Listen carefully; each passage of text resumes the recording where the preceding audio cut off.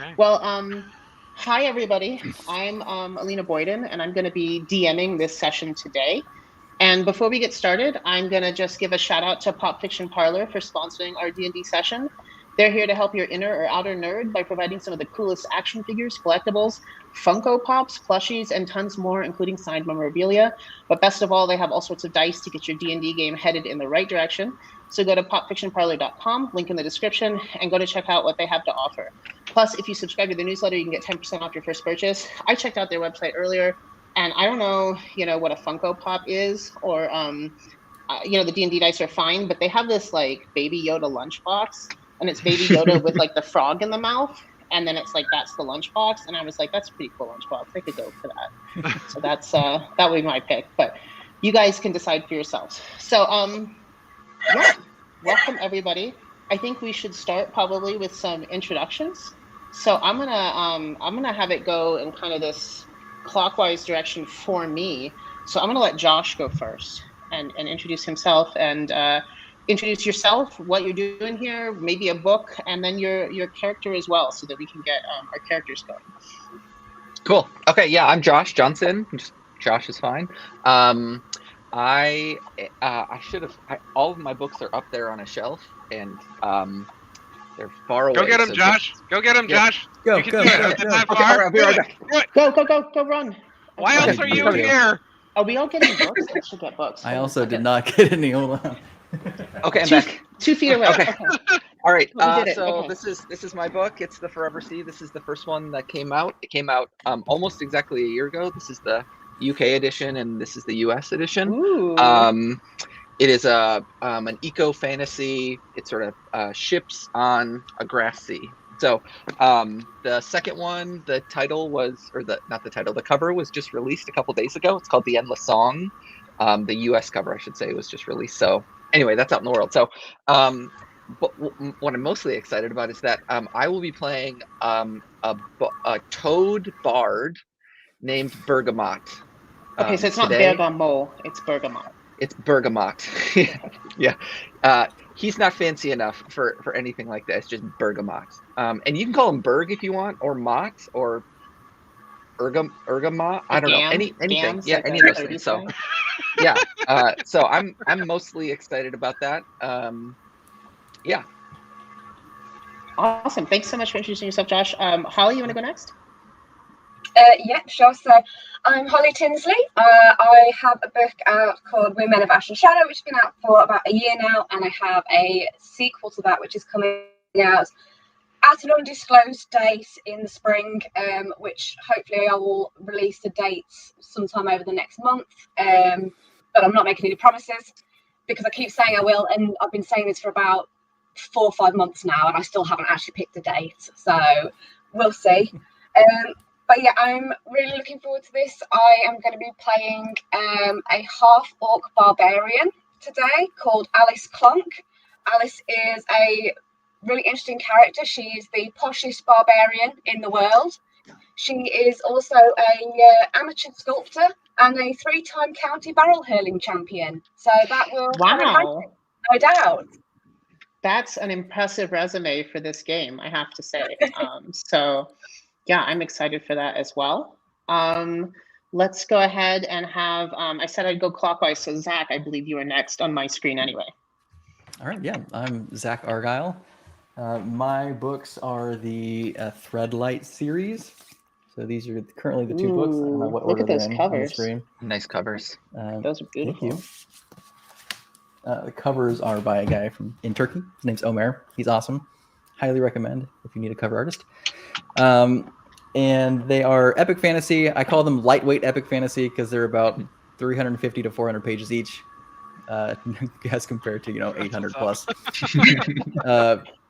The central theme is around family. So the story kind of starts out with a husband and wife having their first child, and what happens if your child is the chosen one is essentially what it is. Like, what are you willing to do to keep them safe? And so that's kind of how the story starts. For our session today, I am going to be playing Maji, a Loxodon, which is essentially a elephant man. And the fun thing about Maji is that he loves to knit. but elephants are not great at the dexterity side of knitting, and so sometimes he cheats and uses his mage hand to help in his knitting efforts. And That's a good We choice. won't tell. Yeah. I wish I had a mage hand right now. Okay. Awesome. And Alex, you want to go ahead and get your introduction on? Hi, yes, I'm Alex White. I wrote a book series for Orbit, starting with A Big Ship at the Edge of the Universe called The Salvagers.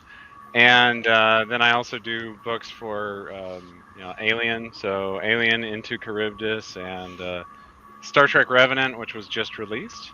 Ooh. And I have a book series called The Star Metal Symphony kicking off with Orbit this summer, so I'm really excited about that. So look for August Kitco and the Mechas from Space this summer. I am excited to be playing. Honestly, it's hard because you can't translate bird language directly to people language. So I'm playing like, but it translates to like pretty bird. And I am extremely pretty. I'm the prettiest person I know. Things happen to just fall into place for me, and I don't understand that I'm a sorcerer. Okay? Like, I just think everybody manipulates the world through their good looks and charm. When I hear the phrase "pretty bird," all I think about is Dumb and Dumber, with the bird that has no head. Pretty bird. Oh, pretty bird. yeah. So it's like, oh no. That's okay. We'll keep that mental image right there for the whole audience. Awesome. Well, thanks for introducing yourself, Alex. And then I'm Alina. I'm going to be hosting this DM session, and I also write novels. So my first one was Stealing Thunder, which came out in May of 2020 in the middle of the pandemic when all the bookshops were closed. But I was like, don't worry. I've got the sequel, Gifting Fire, which came out in June 2021, also when all of the bookstores were closed. So that's been fun. Love that cover. So writing is an adventure, and those are fun fantasy novels that are based on like a fantasy Mughal empire, because I used to live in India, so good times there. Really love an elephant, so excited to have Maji in the game. And I'm coming to you guys freshly crippled. I've got like one good hand now because I have a friend who was on Forged in Fire who last night was like, hey, you want to learn how to make a nail? And I was like, do I? And so I went and I made this nail, and I was like, whoa, I made a nail out of just metal and fire. This is great. I'll do a second one. So I started making the second one, and I dropped it, and I was like, I'm just going to pick that up. And so I picked it up, and turns out, don't pick up forge iron with your bare fingers. That's a poor decision. So so it was, we'll see. The doctors are like, tips of your fingers may slough off or they may not. So we'll see where I'm at. So now I'm writing with 7 fingers. I'm a Joe Abercrombie character, and we can just roll with that. So that's been my exciting week. And I am not playing any character. What's that? I think that's a great origin story, that was. It's a great origin story, right? I feel like it gives me some character. You're stupid and now injured. So so good choices made by me. And we're going to get started with this game now. I think I'm the DM, which was a poor decision on the part of whoever made that call. But there it is. So the 5 of you, let me set the scene, are on your way to the small town of Kosovar, which is in Transylvania. And you are on a boat that's been heading upriver to this small town. I'm not really sure why you wanted to go there. The captain of the boat, also not really sure why you wanted to go there, but I'm sure you all have your own reasons. It is picturesque. Maybe you wanted to go hiking. Maybe you wanted to just see the sights. Who knows? You can keep in mind your own decision. I'm from. You're from there, really? No, it's cold where I'm from. Oh, so it's I'm cold going where there. you're from. So you're going because there. it's cold. That's literally the only reason I'm going, because I'm just like, it's horrible where I'm from. I don't know why, but I have to go this direction. That's fine. Yeah, absolutely. So you're like, it's cold where I'm from in the jungles, so I'm going to go to this kind of semi-mountainous European-esque region where it must be warmer. Where I'm from. Something bad happened where I'm from, so it's getting cold. Climate change. Perfect. Climate change. Climate change is why you're going. That makes sense. I'm a climate migrant bird. Awesome. I think that's a good call. Makes sense. Yeah, I mean, that's what birds do. They move in different directions by season. So as the boat pulls up to these ramshackle docks, you see a town that is shrouded in mist and fog. It has very dilapidated buildings that are wattle and daub with exposed timber, shingles kind of coming off the roofs, and some of these rooftops, covered in a little bit of green moss. It looks like the town isn't in the best of repair right now, and around it is a hastily constructed wall or fence that's been built up out of boards, pieces of wood, stripped bits of other houses, things of that nature.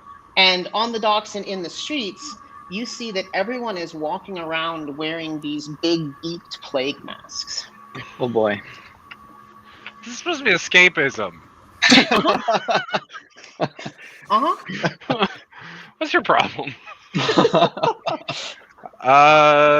So the docks are not. We're not separated from the town by the fence. We're coming up on the docks. You're coming up on the docks. So the docks are like the one spot where you can get into town without having to go through the main gate. So the boat is pulling up to the docks, and the captain is like, "Oi, this is your stop."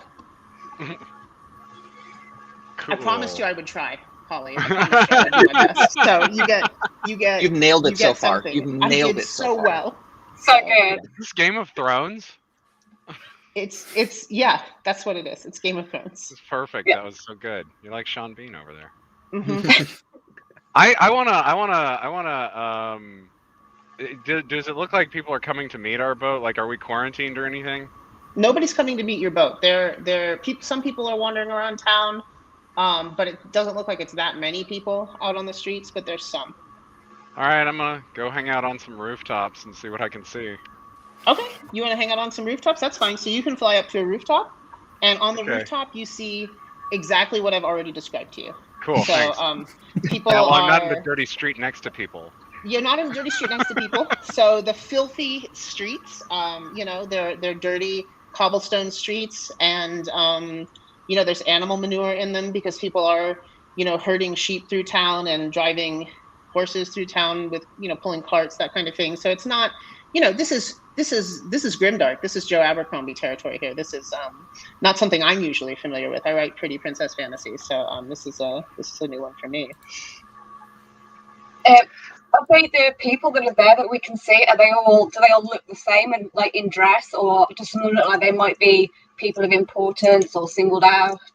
So people who are wandering town look like they're their usual mix of what you would see in a small town. There's not as much social stratification as you might expect in a larger city.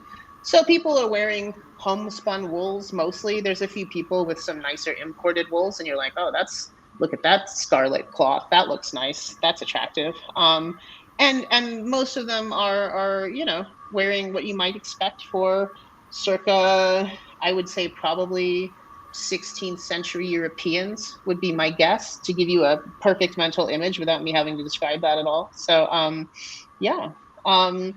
it looks, especially the pumpkin pants. Who doesn't love pumpkin pants? So that's what you get to see. And it looks like you don't really see anybody too pompous yet. Nobody seems to be too high on themselves. Everybody seems to be kind of an average villager, more or less, with some differences. How is the crew responding? Like the crew of the boat? The crew of the boat is like, get off. The crew of the boat is like pushing you onto the docks. And granted, you're an elephant, so like, you don't necessarily have to do anything anybody says, because like, well, I looked at your strength score and was like, wait, what? You're pretty big, so hard to push. But nonetheless, they're like, yep, this is your stop. This is your stop. This is where you're getting off.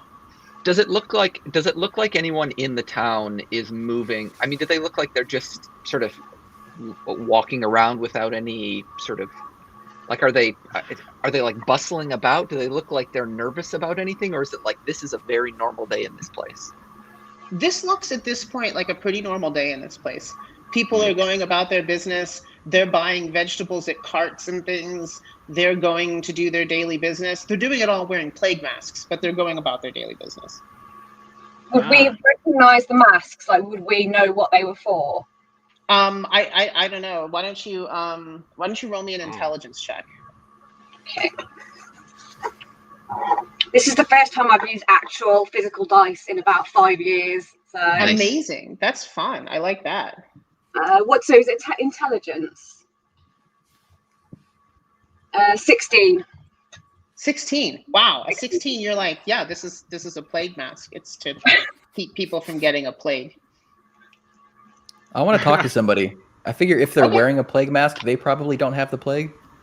Okay, so So you're gonna I go up think to I'm a safe plague to mask chat with person. somebody. Yep. They're gonna kind of rear back in shock because one thing you have noticed is that you are the only non-humans in this town. Everybody else is human, and you are a giant elephant. And so the person looks at you, has never seen an elephant, let alone like an elephant person before. This is a weird situation for them, and they look at you, and they're not sure what you are, and they're kind of, if you could see past their plague mask, they would be gaping at you, but instead you just see like this beaked face looking up at you. And yeah, you can talk to the person. Oh yeah, How- maybe can I I'll ask- oh, go for it. I was just gonna ask, how tall is Magi? Oh, he's like 10 feet tall. As you jump down, I'm gonna jump up onto your shoulder because Bergamot is not stepping in any of this. Bergamot is not interested in getting his feet in whatever stuff is down there. So I'm gonna hop right up on your shoulder if that's okay. That's great. Okay, cool. My shoulders are yours to take. Cool. Shared property. What's with All all right, the terribly fashionable masks? Are you asking? So you also on a shoulder? Did you pick the other shoulder? I think I'm gonna have to. Yeah. I think I've left the party, so I'm coming back. These guys are gonna talk to these people, and I figure I'm probably safe on the elephant. So Okay, so you're on the elephant's other shoulder. So excellent. So now yeah, I hope the you don't mind. villager is not quite in a state of panic, but is in a state of total shock because there's a giant elephant person, which they've never seen an elephant. There's a macaw that's like way bigger than a macaw should be, but also they've never seen a macaw before because they're not Gorgeous. Yeah, and you're beautiful. So you're feathered. Wow, I wonder how much those feathers are cost. That plume would look real good in my hat. Oh my god. And then there's a toad person, frog person, toad person. Are you a toad person or a frog person? I said toad. Okay, so to be honest, they're I not- don't think I know the difference between frogs and toads, so you can sort of imagine it Well, a whichever frog way. is less warty, so it depends how many warts you want. I want to be very warty. I'm very Okay, so you're a warty, toad. Yeah, so they look toad at a is right, toad yeah. person. But I'm dressed. And- I'm dressed immaculately, and I just Mhm. wanted to say, for Pretty Bird's sake, there are lots of bird feathers that I have sort of attached to my clothing, but they're all synthetic. None of them are real. So I shed them all the time. You'd be amazed how many admirers pick them up.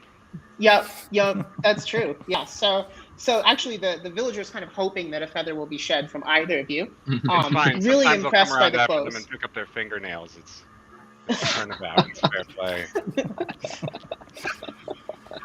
So the villager looks up and what did you ask? What's wrong with you, dear townsperson? The face. Why are you looking like me? I'm wearing a mask. Yes, I can see that you wish you had a beak, and that you don't. Why are you wearing the mask? To protect me from the plague. Oh, okay then. We should leave. Little friend, could you give us a little more information about this plague of yours? What's happening to people here? We're entering the 3rd year of the Great Plague. Oh no. That sounds terrible. I'd hate to live in a world like that. Yes, it's awful. The townsperson says, people are being turned into foul beasts of darkness by this plague. You should have taken the vaccine, I suppose. Bergamot leans down and says, "I heard on a podcast that masks don't work." The townsperson looks at you and like immediately turns and walks away. Ooh. Yes. Is our ship still there? Nope. Yeah. Alice has been unceremoniously dumped on the docks, and the ship has gotten out of Dodge. So you are there. So beings of darkness do occasionally still carry their old belongings on them. I'm just saying, villagers might have some beings of darkness that need cleaning up with some shinies. I think you're right. This sounds rather Profitable. peculiar, I suppose. That's the one. I think we might need to help these people. I mean, not to be suspicious about it, but if they're all wearing masks, how do we know they're the people? Because surely, if you were Yeah, a go dark, ask one to take it off. a creature of unholy terror, you would put a mask on and tell everyone that you weren't. Just saying. I have an idea. I cast Mage Hand to take somebody's mask off of their face. I love that. Oh wow. Okay. I love that. So I'm not even sure what role that would be. I don't think there would be a role because it's these townspeople. So pick a townsperson. So you see there's persons around you going about their business. Are you going to pick somebody who's engaged with somebody else? Are you going to pick somebody who's alone, or how are you going to do it? Definitely alone. Yeah. Okay. So there's there's somebody who just seems to be a housewife doing her shopping who's like going through town with a mask on. Are you going to pick her? Oh yeah. Okay, great. Perfect. Yeah. So you tear the mask off and you see a horrified woman shriek and then like try to reach for it and jump up and grab it, but can't get the mask back, and then covers her face with both hands and runs into one of the buildings. And she looked normal. Well, yeah, other than the panic in her eyes, she looked normal. Yep. Besides the actions. Now you see like all these beaks Okay. kind of turn towards you because you're seeing all these plague masks turn towards you because one beak turns right back. That's right. It wasn't very subtle, and they are now moving away from you. They don't want anything to do with people taking people's masks off. So they're Just wave they're- with my they're hoof. with Good your job. hook. Yeah. Excellent diplomacy. Yep. So they're kind of shuffling away from you now. Dear townspeople, I am so sorry for my friend. Allow me to give you a shoe. And I'm going to land on the other side of them and attempt to use some persuasion to get them to understand that we're actually benevolent, just very, very foolish traveling circus people. They're horrified that you have now cut off their line of retreat, because that seems like How much distance are they giving me, though? I would like a lot.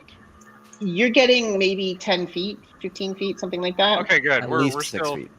Yeah, what's the breeze like? I'm just kidding. There's a slight breeze. It's heading off the river. I breathe on into them town, all. So it's going kind of sideways from you. So you've got that going in your advantage. So I would like to, I would like to perform a brief musical interlude to get their attention using my incredible mating dance skills. Okay. Why don't you roll a persuasion check for me? Okay. It sounds like the kind of thing that Berg would join in on. A performance. Yeah, can I aid? Yeah, Pretty you can Bird's absolutely performance? aid. So why don't I'm you gonna roll... jump over. I'm gonna jump over and beatbox while this is happening, and I'm Okay, also so you're gonna going to cast. do a performance check. Okay. Okay, so my persuasion is a 22 after adding it together. Okay, a 22. I'm and what quite is your gorgeous. assistance? Mine is an 18. Okay, so wow. So the people are like, they are first terrified, and then they're like, traveling performers? Yes, Traveling we're performers? the hottest problem solvers that exist. And I They're- punctuate it with some sorcery. Okay, they're the prestidigitation wows them. They're kind of applauding your makeshift show, and they're like, "Oh, okay, this is kind of cool. This is neat. Wow, they're mesmerized." So, do you have a message for them other than that you're awesome, or? Point us in the direction of your problems, be they dungeons or weird people that need slaying. One of them speaks up and says, "Whoa, you might want to go talk to Elsa." Oh. Okay then. Well then, And Elsa. they point you to a building, and the building looks like a tavern. It's in kind of better repair than the other parts of the city seem to be. And there's a hanging sign of this wolf dog with like goblin ears, and underneath it the words say that it's the Body Bargist. Oh, indoors during a plague in a restaurant. I love it. That's where they pointed you to. Okay, I'm And just Who are gonna. Was it Elsa? Elsa. That's Elsa. Elsa. Elsa Okay. over at the Body Bargist. Sounds good to me. Yeah, Let's go. That way. Okay, so you head over to the Body Bargist, and it seems like it's in pretty good repair. But there's there's nobody really milling around outside of it. And as you get to the door, you see a sign that says "Masks strongly recommended." That's on the door. So where do we I get now? turn to the nearest townsperson, and I want to try and put on some charm. I have a very high charisma, and so I'm going to sing them a beautiful song about why they should give me their mask. Oh wow, okay. You want to put on their mask that they've been breathing into this whole time. Correct. Okay. Fantastic. Yeah. So I don't know what kind of role this would be, but I want to do it. I think this would be well, let's make it a persuasion check rather than a deception check. Or maybe, you know what, better since you're a bard, make it your performance. Do a performance check, and your performance can be substituted for either deception or persuasion. Okay. Roll this, though, with disadvantage. Disadvantage. Because Okay, they're really that's good. strongly not inclined to to do this for you. Okay, my first one was a 19. I forgot my Okay. dice, so I'm just rolling on Yeah, that's dice fine. roller That's right okay. now. My second was a 6. A 6. Okay. A Total. 6. Yeah, a total 6. Yeah, that's Okay. with my modifier. So that person is momentarily charmed, and they reach and touch their big beaked mask, and then they're like, "What am I doing?" And they turn and bolt. They're not giving you their mask. They're running away from you at this point. So that's maybe not the best way to go about getting a mask. Yeah. I turn to the group and I shrug, and then I go in. Okay, you walk in. All It's right. a nice Are you try, guys- little friend. Are you gonna follow, or are you gonna stay outside? I'm going in. I'm going to try. Can we try? I mean, could we try sending Pretty Bird in and just tell them they're wearing a mask? I mean, it did say recommended, not required. There's no mandate in this in Kosovar, unfortunately. My plan, Town by the council way, voted is it down. my plan is to say that my toad face is a mask. That's So that's That's my fair. plan. These are all masks. Yeah, We're they're all human. Yeah. Mm-hmm. Don't think about the size. So you're all walking in? Yeah. Okay. Behind the Oh, bar, Alex, we can't hear you. Oh, sorry. I'm just gonna briefly wrap my beak with some of my fashionable robes, Okay, yeah. like a See that? scarf. I just See have one a of those scarf. numbers? Yeah, early in the pandemic numbers. Got it. So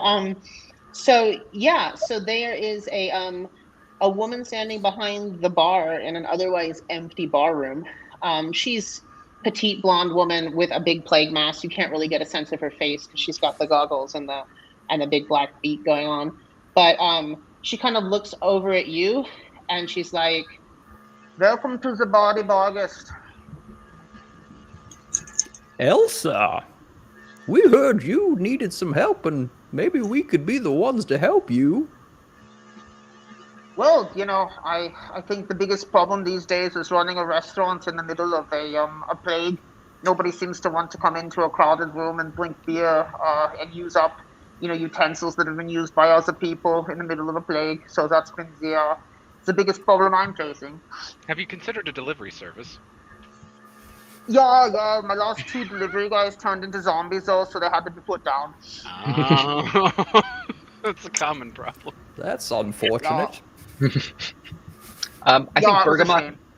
Bergamot hops up onto the bar and says, 4 beers. Elsa's Oh, very yes. excited by this. She's like, "Absolutely, yes, I can get you 4 beers right now. That'll be 4 gold pieces." And she serves you up the 4 beers and expects the 4 gold pieces in return. That better Do be I- some. Do I have 4 gold pieces? You have yeah, you guys have all probably 10 GP to start out with, I would say.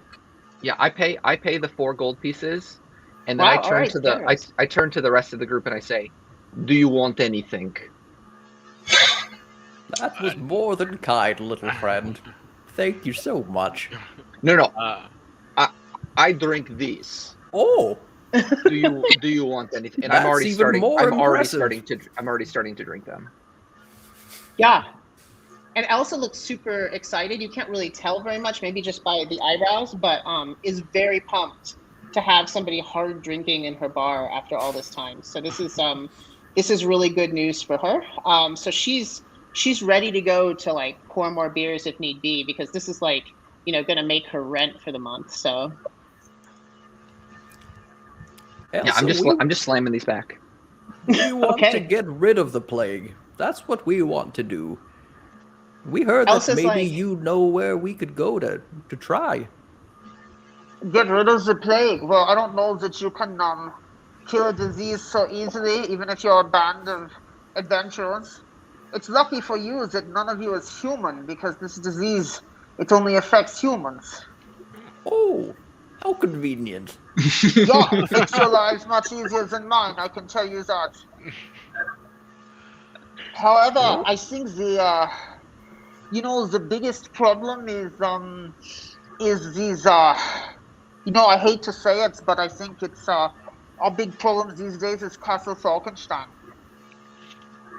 Ooh. is it a castle on a hill? Is it very tall? Is there lightning? Yeah, it also has a very scenic golf course, but, there's lightning sometimes, so the golfers have to be careful. And we're in Transylvania.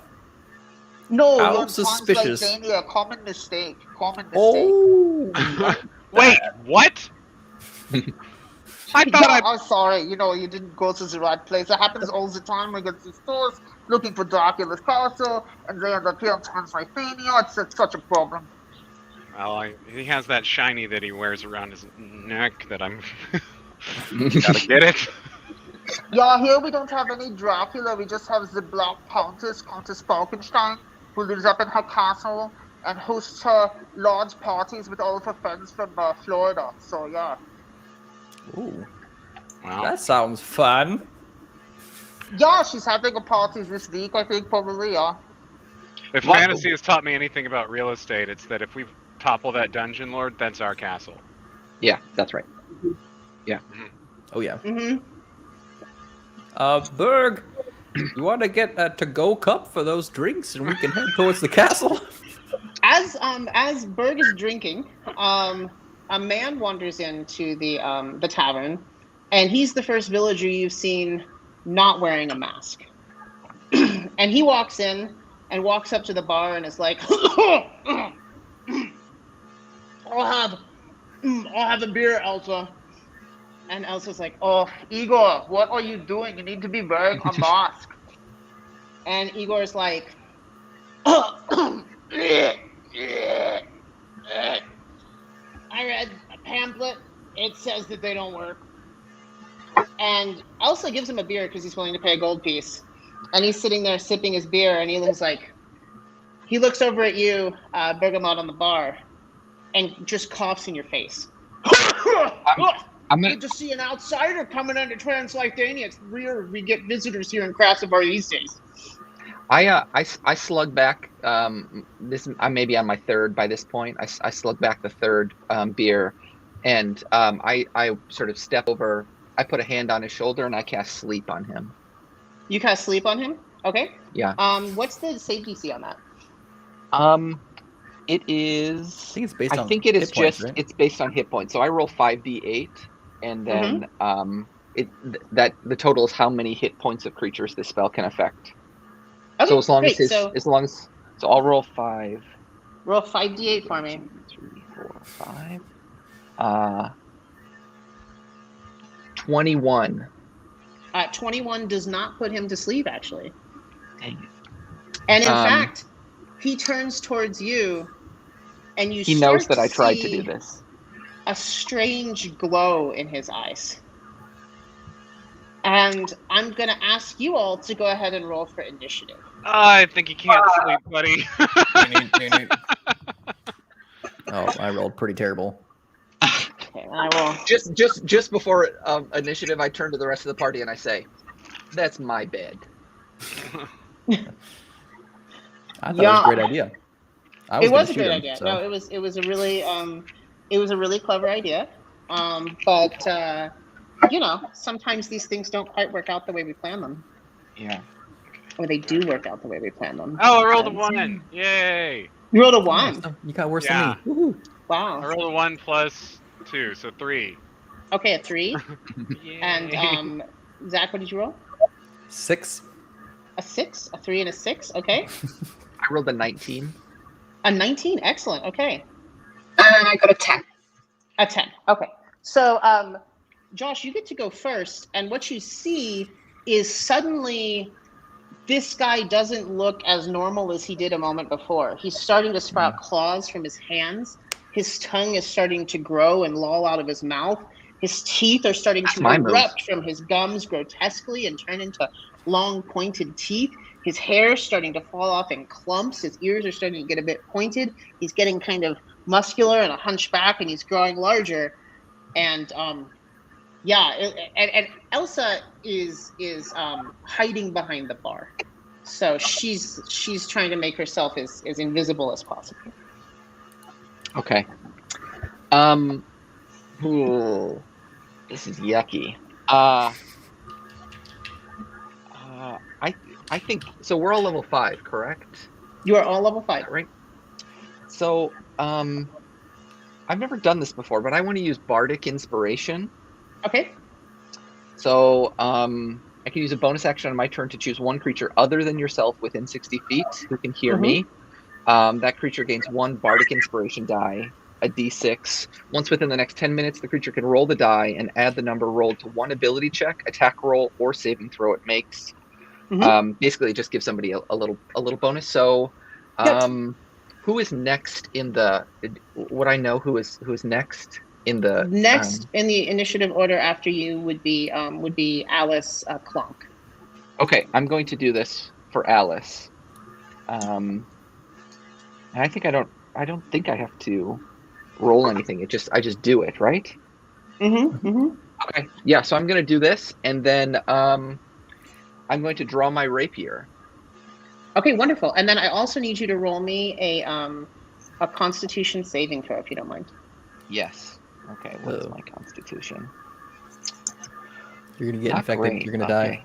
Yeah. Toads are very sturdy. The warts protect me. They're okay. So let's see. Constitution saving throw. I got a 16. Yeah, you're fine. Yeah, 16. Okay. You don't really notice anything except this guy smells kind of like your house. Like it's just a swamp smell. It's not great. Yeah. But you don't notice. You're fine. Okay. Yeah. And the action moves over to actually now Igor, this former man, gets to go. And Igor is going to look at you, and you're the closest, Bergamot. And so Igor is going to swipe at you with his claws and see if he can hit you with those claws. Does a 17 hit you? It does. Okay, so you get hit for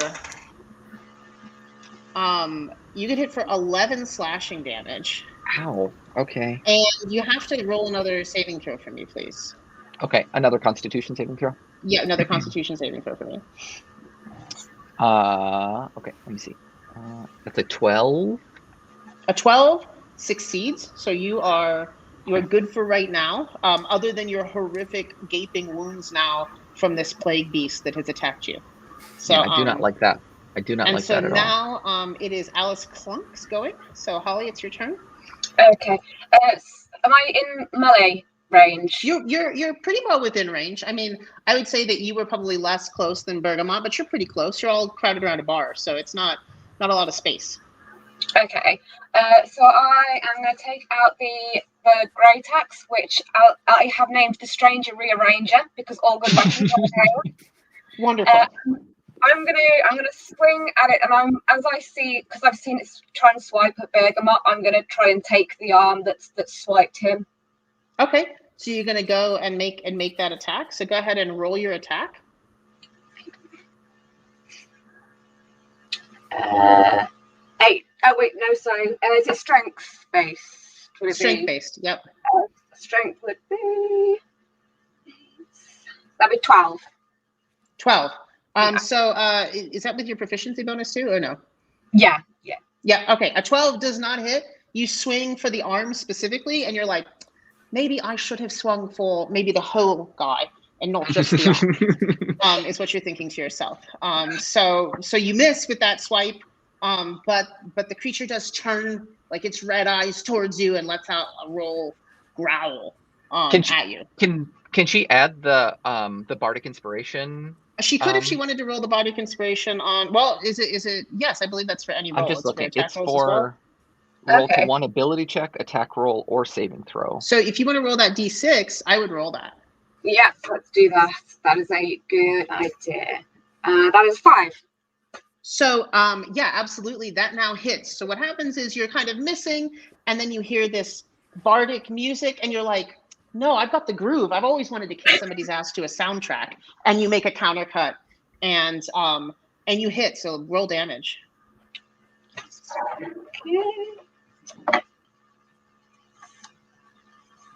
It is. Let's see. So I've written the most ridiculously long character sheet. That's okay. So it should be 1d12 plus strength, I believe, So that would for your be great axe. 17. 17. Wow, 17. That's like full damage over here. So you hit this beast really, really hard, and blood flies up, and Elsa kind of behind her mask because she's like trying to hide from the blood that is now splashed over the bar and over the floor.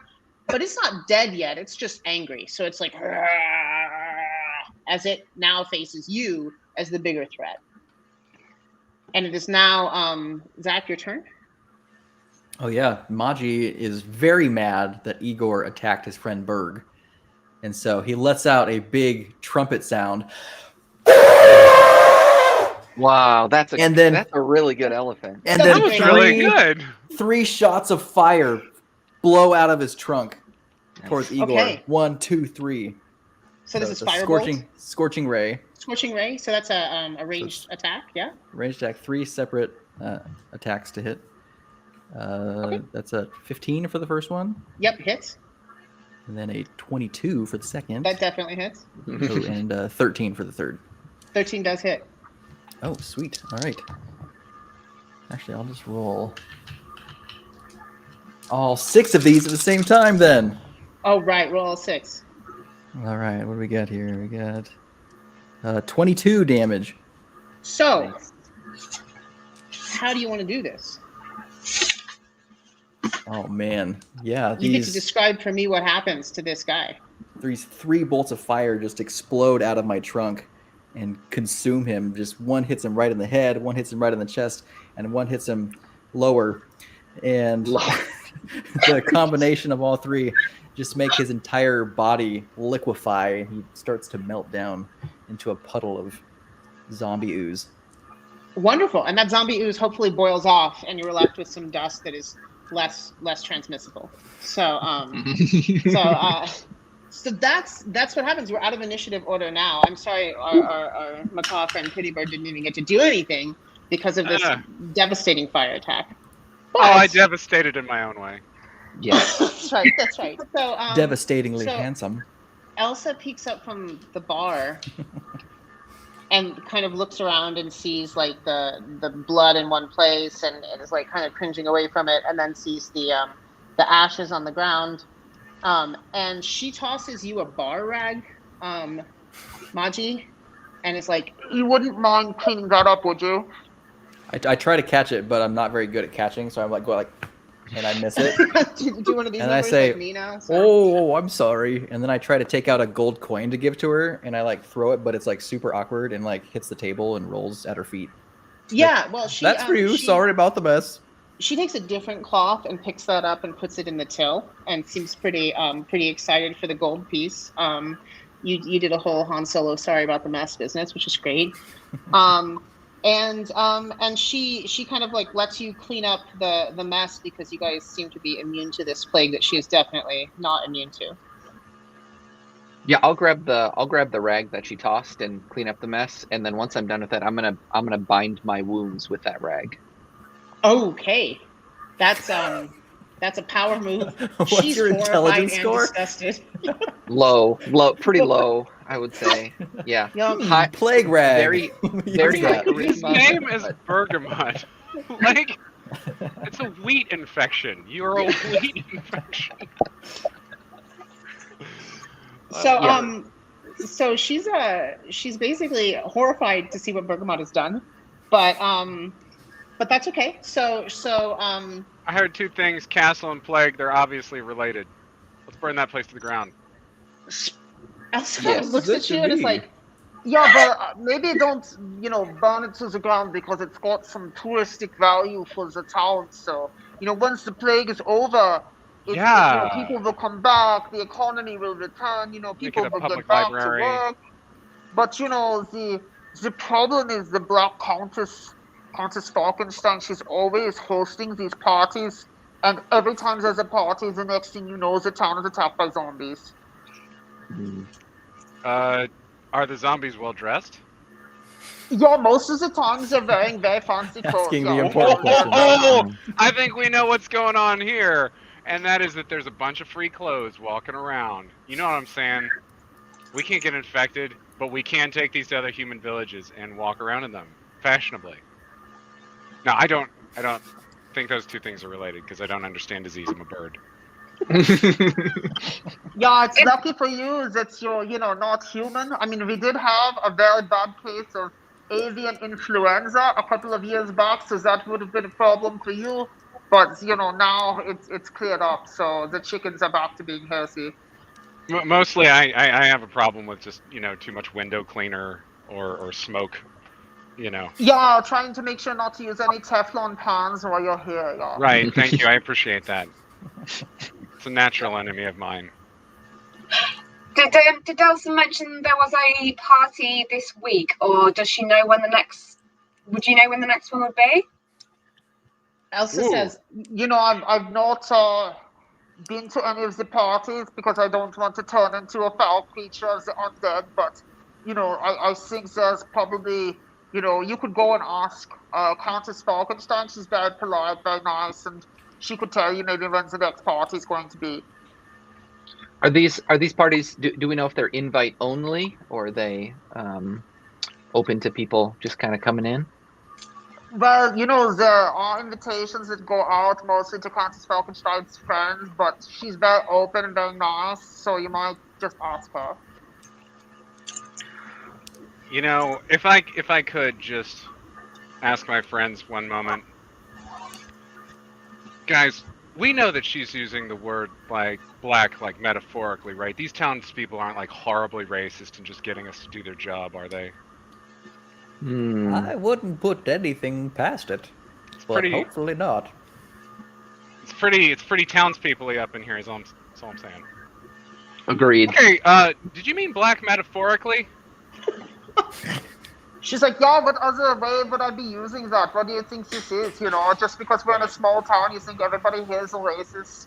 Just because I have this accent, you think I, participated in some kind of Holocaust or of course something? not. Of course not. That's definitely not where I was going with that. Let's go check out that castle with that regular, metaphorically dark countess.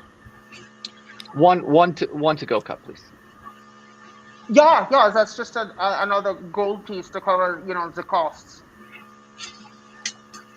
Yeah, I pass one across. Yeah, she gives you a styrofoam to-go cup. Awesome.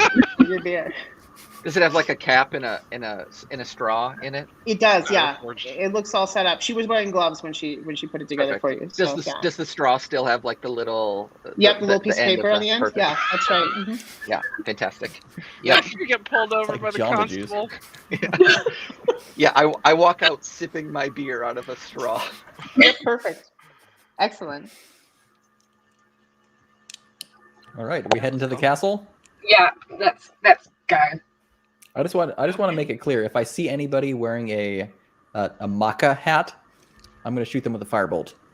Mm-hmm. You know the make Crossbar grade Crossbar again. grade again. Yeah. Yeah. Magda hat, Magda. Yeah. So if you see one of those, you can definitely fireball that person. That's Yeah. that's totally legit. You walk out and the town has there's trees all around it. There's dense forest. You kind of do see in the distance, through the mist, a dark spire rising up on a hill in the distance. And there is lightning, just so you know. Yeah. So Pretty Bird can see it. There is lightning. How close is the lightning? Because I would like to use the canopy as my traditional, stomping grounds. I don't really want to walk around on the ground with a bunch of undead. Yeah, that's a good choice. The lightning is not close to the top of the canopy. It seems to be more centered around the castle. Perfect. I think I got a good feeling about this castle, y'all. There's a bunch of lightning directly on it. You know what that means? That means we I have a different feeling, but I'm still happy to go. Okay. I'm feeling clicky clacks. That's what I'm feeling. Shinies. Let's charge over. Please. Yeah. Okay, well, so it's not really immediately clear what the best way to get there is. But if you walk towards the town gate, that may be the best way to get out of town. So there's just one gate. It's a small town. Not a lot to do here. We head for the gate. Yeah. I also offer Berg if he wants to sit on my shoulder. I'm happy to give him a ride. I jump right on up there. Definitely. Okay. So you head to the gate, and the gate is guarded by a couple of townspeople in somewhat ramshackle armor with halberds, and they look at you as you approach, and they're like, "Are you going outside the gate?" I start coughing as we get close. They immediately leave the gate area. They back the freak off. So they are. The gate is clear for you if you want to now open the gate yourself. Okay. From the sides, the masked town guards shout, "Just close it behind you if you don't mind." Alice is the strong one, right? Yeah. Alice, you want to do it? Attempt to open the gate. Yeah, you succeed. It's a gate, so it's meant to be open and closed. So you're fine. Okay, cool. Nicely done. It's one of those Very situations good where I don't job, know if Alice. you've ever been there. You think the door is going to be heavier than it is, and so you grab it real hard, and then it slams really, really much harder than you expected. That's the situation that you're in. You ever done? I do that all the time. I go to a restaurant, I'm like, this is going to be a heavy door, and then I'm like, oh, I almost broke their door. Like, what did I do? So, yeah. Cool. As long as it's not literally just in my hand now. This is my. No, you didn't break it. You just were like, wow, that was a lot less resistance than I was. They grease those bearings really, really well. That hinge it's a good hinge, much higher quality than I was expecting. All right, cool. Let's continue on. All right, so you step out, and outside there is a narrow dirt road that seems to wind its way through the forest. Then we wind. Gonna walk through the forest. So as you step out, you're walking, and the forest is, full of these thick canopied trees that have dark green leaves with some Spanish moss hanging from them, and they look just not quite as sick as the villagers, but the canopy is not the prettiest canopy you've ever seen, Pretty Bird. It's got kind of a Louisiana swamp vibe, which can be pretty in its own way, but also a little bit foreboding. Climate change. It's hit this place too. Clearly. Yeah, that's right. Yeah, it's what are these tropical plants doing in this cold environment? It's so strange. Yeah, it's really weird. Yeah, it's an invasive species like me. Yeah, like you. I'm about to invade this castle. Are there bugs? Are there bugs around? There are bugs around. Yeah. Pick up Spanish moss. There's lots of bugs in it. Yeah, for real. You can find out just how many bugs are in it. Yeah. I'm ticks. I'm eating some bugs. I'm eating some bugs as we go. Okay. Yeah, as you go, you come out and grab some bugs. I'm just going to keep a wary kind of eye on what's going on around as we're moving along, just looking out for movements in the canopy or above us, anything like that. Okay.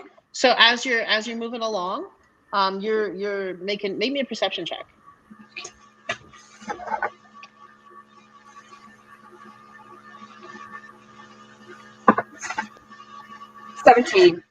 A 17. So with a 17, you're looking. This road looks little used. It doesn't look like that many people use this road to come in and out of this town. Kosovar seems to be kind of not the most happening place these days. But you do notice some small footprints that are leading in the direction that you're going. Can we tell what they are? Are they like animalistic or like human or? They're humanoid-ish. Okay. So if you want to, do you have like a survival check? Probably would be the one to go for. Or a nature check, maybe.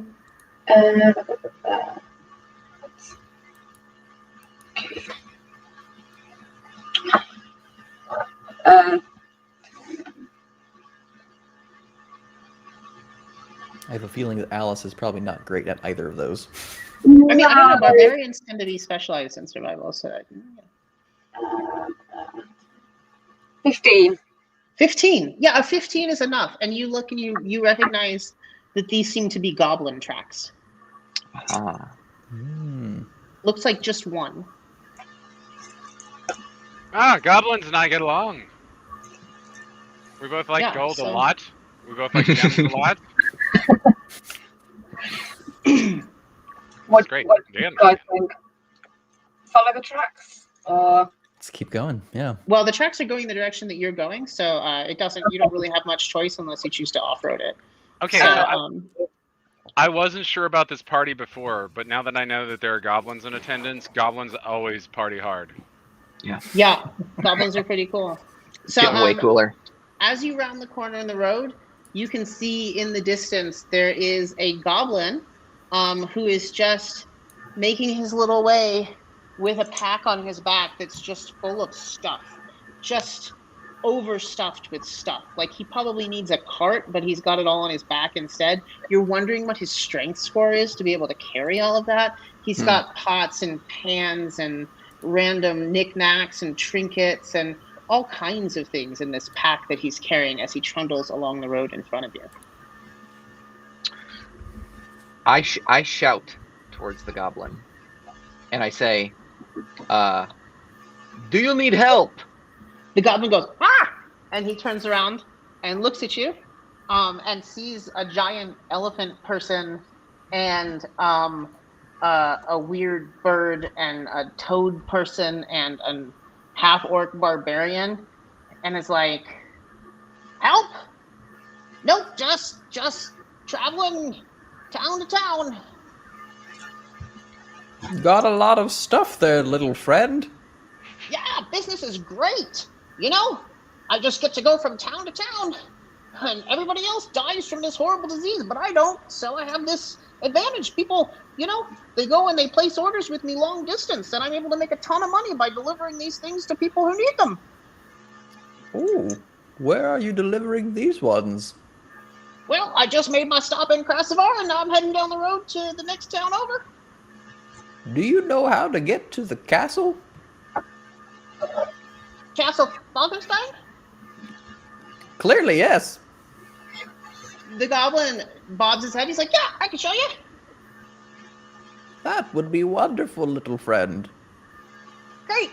And so the goblin, very cheerfully, takes the lead of your party, and he seems really confident with you guys because he knows that the plague only affects humans, and none of you is human.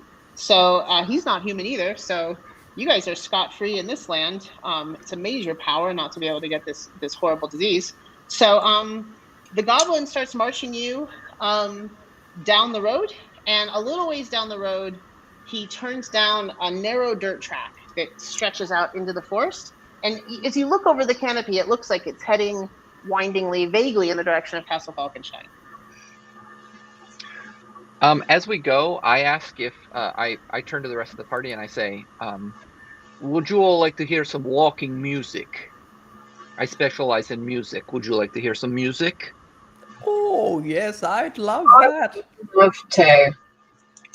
Great. And I start singing, and I'm singing like death metal, like sort of like deep, low, growly, screamy kind of music. And I do that for a while, and then I stop and I say, "It sounds way better with my whole band, but this is what we have." And then I keep going. It's just like guttural words that I'm So good, screaming. little friend. And the I goblin love is it. like, "Oh, you have a band? I would love it if you would tell me all about your band and what gigs you're performing lately." Yeah, I do. I just start. I start describing all of them. Our guitarist who never shows up, but when she does show up, she's incredible. The drummer who's like always offbeat. You know, yeah, all of it. Wow, that sounds. You're about to make it big. Yeah, I say right around the corner. And any day now, I think. Yeah, I think your mixtape's going to do really well. Yeah, I don't start need a reaching. I'm copy. looking for I'm a mixtape fine. to give. Yeah. If you So, ever want to try ska, I could always do a little trumpet for you. Yeah, I say we love genre crossover. Yes, you will be our next member. Screamo ska. Yeah, it's the next big thing. You're walking into the woods with this goblin, and the goblin is leading you through this darkened forest, and there's definitely a sense of foreboding growing as you go. It's just like a little bit colder and mistier. The mist is kind of hugging the ground, obscuring the roots of the trees. The Spanish moss looks a little bit thicker and buggier. And so it seems like wherever you're going, you know, the average villager would have turned back, but you're stout-hearted adventurers. So for you, I mean, who's afraid of trees, right? Well, you say it like that. Now I am. Yeah. Should I be? And Oh no. The goblin doesn't look scared at all. The goblin's just like trundling along with his pack, you know, seeming pretty happy with how things are going. So yeah.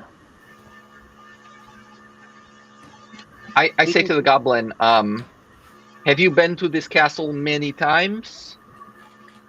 Yeah, sometimes I bring golfing supplies for the golf course. It's got a pretty great golf course. I don't know if you've ever been. We've heard wonderful things. Yeah. Have you gone to the parties there at this castle? I've not been to the parties, but I've delivered party supplies. And he like puffs himself up like, yeah, I've delivered party supplies. Oh, what manner of drugs were those? Well, you know, no, I only bring the real supplies, the you know, red Solo cups and that kind of thing. Hold on, I thought this was supposed to be like a good party. Also, hold on, goblins always have supplies. What are you talking about? You're holding. The goblin just kind of doesn't say anything and carries on walking. Plain coy. All right. Well, you know, hey, you know, if it turns out to be happening, I might drop a couple gold pieces with you later. The goblin kind of gives you a little bit of a wink that is aimed at you and not the others in the group. So yeah, they got to buy their own. Yeah, they're gonna have to find their own supplier. So so as you're walking, you see that the trail is starting to get a little bit overgrown. It's not looking as well used as you might expect it to be, but it's, you know, there's grass starting to grow up out of the middle of the road a little bit, and some thickets, like the forest is starting to get thicker and denser with you know, thorns, that kind of thing. So you're starting to get some really nasty shrubs, poison ivy, that kind of stuff. I asked the goblin, are there other roads going to castle? Is this only road or many other roads? Nope, this is the one. Weird. I lean down and whisper in one of Maji's large ears. Yeah, good. That way he'll hear you. Didn't Elsa say there are many parties here? What should this road not be more traveled? Well, I mean, yes, she did say that. My guess is maybe it's because people from the town aren't the ones coming to the parties. Hmm. Okay, seems normal. Yeah, I mean, maybe they're not taking the road. Maybe they're flying there. True. Okay, yeah, true. Good point. I mean, I fly everywhere. Well, not everywhere. It's actually a lot of work. Yeah, I mean, all those tests that you have to get before you take off and before you land. Yeah. Such getting a clearance pain, really. for different TSA is spaces. the worst. Yeah. Okay, so you keep walking behind the goblin and roll a perception check for me. Can I ask the goblin's name before we go any further? Yep, the goblin says, "My name's Bart." Bart. Nice. Dope. So go ahead and roll a perception check. I rolled a nat 1. Nope, you're like, I hear nothing I'm just except happily this walking. amazing music. This music is great. Yeah, I'm still blood ball. I love this forest. I love this music. I love the company. Were you you're looking for a perception check from all of us? Yeah, all of you. Oh, 14. 14, okay. I got a 13. 13? 19. 19. Okay, so you of all of them, Alice Clunk, kind of hear something rustling in the woods. Like close by or kind of? It's kind of on the other side of some of these thorny bushes. It's in the woods there. You can't see it, but you can definitely hear something crunching in the leaf litter that's kind of shadowing you. Okay, I'm gonna kind of turn to Maggie, and I'm gonna point to where I hear the noise come from, and like just kind of like indicate to my ears, and hope he doesn't like see that as a gesture of like insult and understands what I'm saying. I don't, and so I just turn and I'm like, "What? What's going on? You do have little ears." The goblin turns and is like, "Was something wrong?" Can I? Does the noise I hear? Does it appear to be moving towards us? Or like, is it following us? Or it's stopped, but it's stopped in an area that you vaguely know is like off to your right in the woods, and it's hidden. You can't see what's out there, but you hear something. Okay, but it's gone now. Whatever it was, it's gone now. Okay, I'm just going to very quietly then inform the rest of the party that I have suspicions that something may be following us. Oh, that makes more sense. What you are hearing something. Oh, I was trying to be subtle, but You were. It was well done. I'm just a fool. Yeah. The goblin's like, hearing something?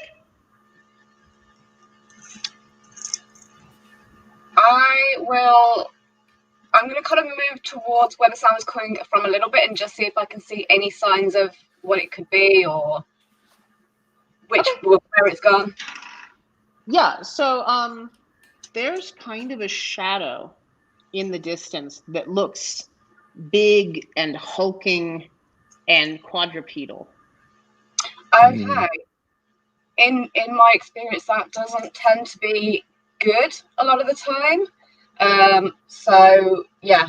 Are the other three of you looking at the shadow as well then? I'm looking at Bart.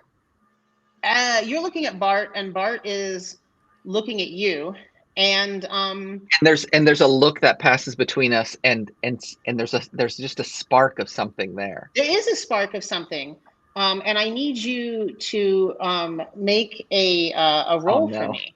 Oh no! Okay. So I was thinking like a romantic spark, but I think you're thinking a different kind of spark. So all I need you to do is just is to roll me a wisdom saving throw. Okay. Let's see. All right, my wisdom mod. Okay. I got a 5. You got a 5. Ooh. Yeah. Bart looks at you and he says, "You should help your friends. Check that thing out." And you are like, "This is the best idea I've ever heard. I need to go check on that thing." Yeah. I nod at Bart seriously, and I leap from Maji's shoulder toward where that thing is. Okay. Like, full out, you know, toad legs extended, heading straight for it. Okay. Roll initiative for me. Oh, okay. My bad again, everyone. My bad again on this one. What's life without some combat? I got a 16. 16. Okay. I got a 4. A 4. Okay. I got a 20. Ooh, Whoa. a 20 is really good. I got a 6. Okay. You got a 1 last time? Yeah, I'm mostly looking at myself, honestly. Like I'm always like, wow, that feather looks nice. That one's Man, I look amazing today. Wow. Yeah, So- like, and when I don't, it's Yeah. So Bart is actually going first.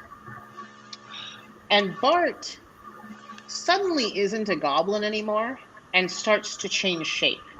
The pack disappears, the clothes disappear, and the next thing you know, you're looking at the hulking beast that you saw as the sign for the body Bargist. So you're looking at a Bargist. You think, if the sign was any indication.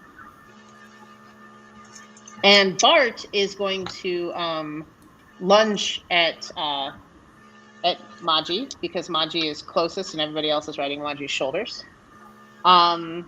And is going to make an attack against Maji. Oh my gosh, that was not good for Maji. This may be a short party game. Oh my god, I picked the dice that always screws me over, and it's screwing you guys over really, really badly right now. So what's your AC, Maji? 14. 14. So you were getting hit with 3 attacks, one of which was a nat 20. Oh no. And so we're gonna It's been fun, friends.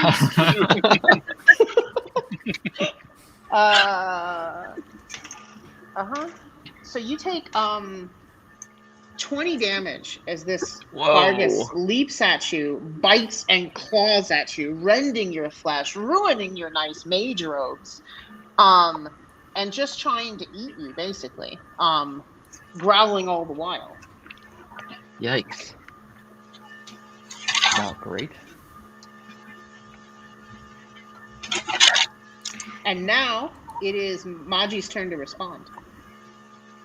Mess him up, Maji. I'm gonna do the same thing again, I guess. That worked pretty well last time. Okay. Excellent. It just gets better and better. is that a TIE fighter? What? No. Yeah, it was a blaster. Oh, excellent. Trumpet blaster. Trumpet All right. blaster. So you're First gonna one is a 18 to hit, that hits. 17 to hit, Does not hit. and a 26 to hit. Does hit. So you got 2 hits. I got 2 hits. And oh yeah, there we go. That feels good. Mhm. That's 22 damage. Whoa, 22 damage. So you shoot fire. I rolled a straight at 6, the- a 6, a 5, and a 5. Wow. Yeah. So this Bargus gosh. gets hit by these firebolts. Pow, pow. Smoke comes up, searing the smell of flesh, which is like burned hair. I know that from my Forge experience last night. And it staggers back underneath this attack. So Bart the Bargus looks pretty hurt. Like, doesn't look nearly dead, but looks pretty hurt from this attack and kind of shakes himself off. I can't do that very many more times, guys. So Ronnie, I think, what was the next initiative score? Were you tied at 6, Josh and Alex? No, I can't remember what I got, but I was higher. I think I was like 14 or 16 or something. I I got a 6 adjusted, so I forgot to 6 write it. I adjusted. should have And written it then down. Holly, you said a 4, is that right? Yeah, 4. Okay, so Josh, you're up next with Bergamot. Okay. What's Bergamot going to do? Um, So Bergamot has jumped into the woods yeah. to see what this big hulking creature is. And What this do I big see? hulking creature is a bear. But the bear that had been kind of, you felt like shadowing you, sees the Bargus and like books it and is out of the fight. It's running because it doesn't want any part of a Bargus. Yeah. It was like, maybe Same. I can eat a goblin, and then it's like, nope, Nope. That was a bad call. So it's running. I am going to take a quick sip of my beer, which I still have in my styrofoam cup. I'll let you do that as a bonus action, sure. Thank you. I like how this makes your jump even better because you went like full out, legs and arms out, still holding your styrofoam cup. You had this opportunity to say, "Hold my beer," but and I regret. I should just take some psychic damage for missing that chance. Dang. There's no one to hold your beer now. Yeah. I turn to the bear and I say, "Hold my." Hold my bear. Hold my bear. Okay, I'm going to cast. The bear groans as it runs. Yeah. You're the worst, Bergamot. I'm gonna cast Healing Word on Maji. Okay. Thank you. Which I is only have 14 hit points. 1d4 plus my spellcasting modifier. So okay, so some healing. D4 is I rolled a 1, but my spellcasting modifier is. Where's my spellcasting modifier? Is it on this sheet? 3, I think. I think it's wisdom for bards. No, it's charisma. Charisma. Yeah, it's charisma. Oh, it's 4. Okay, so you get healed for 5 points of damage, I guess. Woo! Yeah. Kind of helps. Thank you, little friend. So one of your cuts bleeds less badly, and you're not sure if it's clotting naturally or if something happened, but it's slightly better now. Congratulations! You're no longer a bloody water balloon. So still only have 19 hit points though. To Pretty Bird, who's on the shoulder of Maji. In my most rock and roll voice, I'm gonna scream "Charisma lasers!" and blast him with 3 scorching rays. 3 scorching rays. Okay, so roll those to hit. Okay, so 1 is an 11. Nope. 1 is a 24. Yeah. Oh yeah. And the other is a 20. Whoa, both hit. Yeah, roll some damage. Okay, how much damage per ray? 2d6. Yep. 2d6 per ray. Roll 4d6. Okay. 16. 16 damage. Wow. That's excellent. Nice. So you do 16 damage, and now the Barghest is looking pretty beat up. It's not down, but it's got it's singed. It's got black spots. It's got pieces of its fingertips sloughing off. I'm also going to use my movement action to go like about 15 to 20 feet straight up. Oh, okay. That makes sense. Flying Bye, away F from that the guy. No, I'm not staying in melee.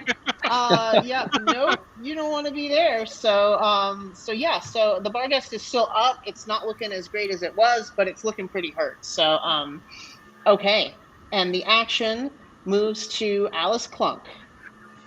I'm going to assume that when I went over to check out the noise, I didn't go too far. So You're not too far. You could charge. You could make a movement to get to the Barghest. You're not too far away to get there. Awesome.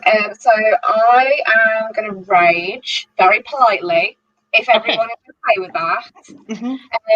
So yeah, I will head towards them and I'll take a swing to try and finish them off with the stranger rearranger and try and kind of get them kind of straight in there. Do you have a battle cry? Do you have like a "I'm very cross with you" kind of battle cry, or is there? No, because like you said, I'm not angry. I'm just really disappointed. Okay, Yes. right. That stings. The Barghest cringes a little. It's like, wow, I gotta reconsider my life choices.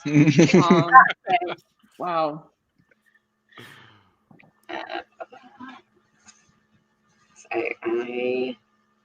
16. 16 does not hit the Barghest. A 16's a miss. Do you have only 1 attack at level 5, or do you have 2? I believe. Should have 2, yeah. Yeah, it's 2. So try it again. Swing it again.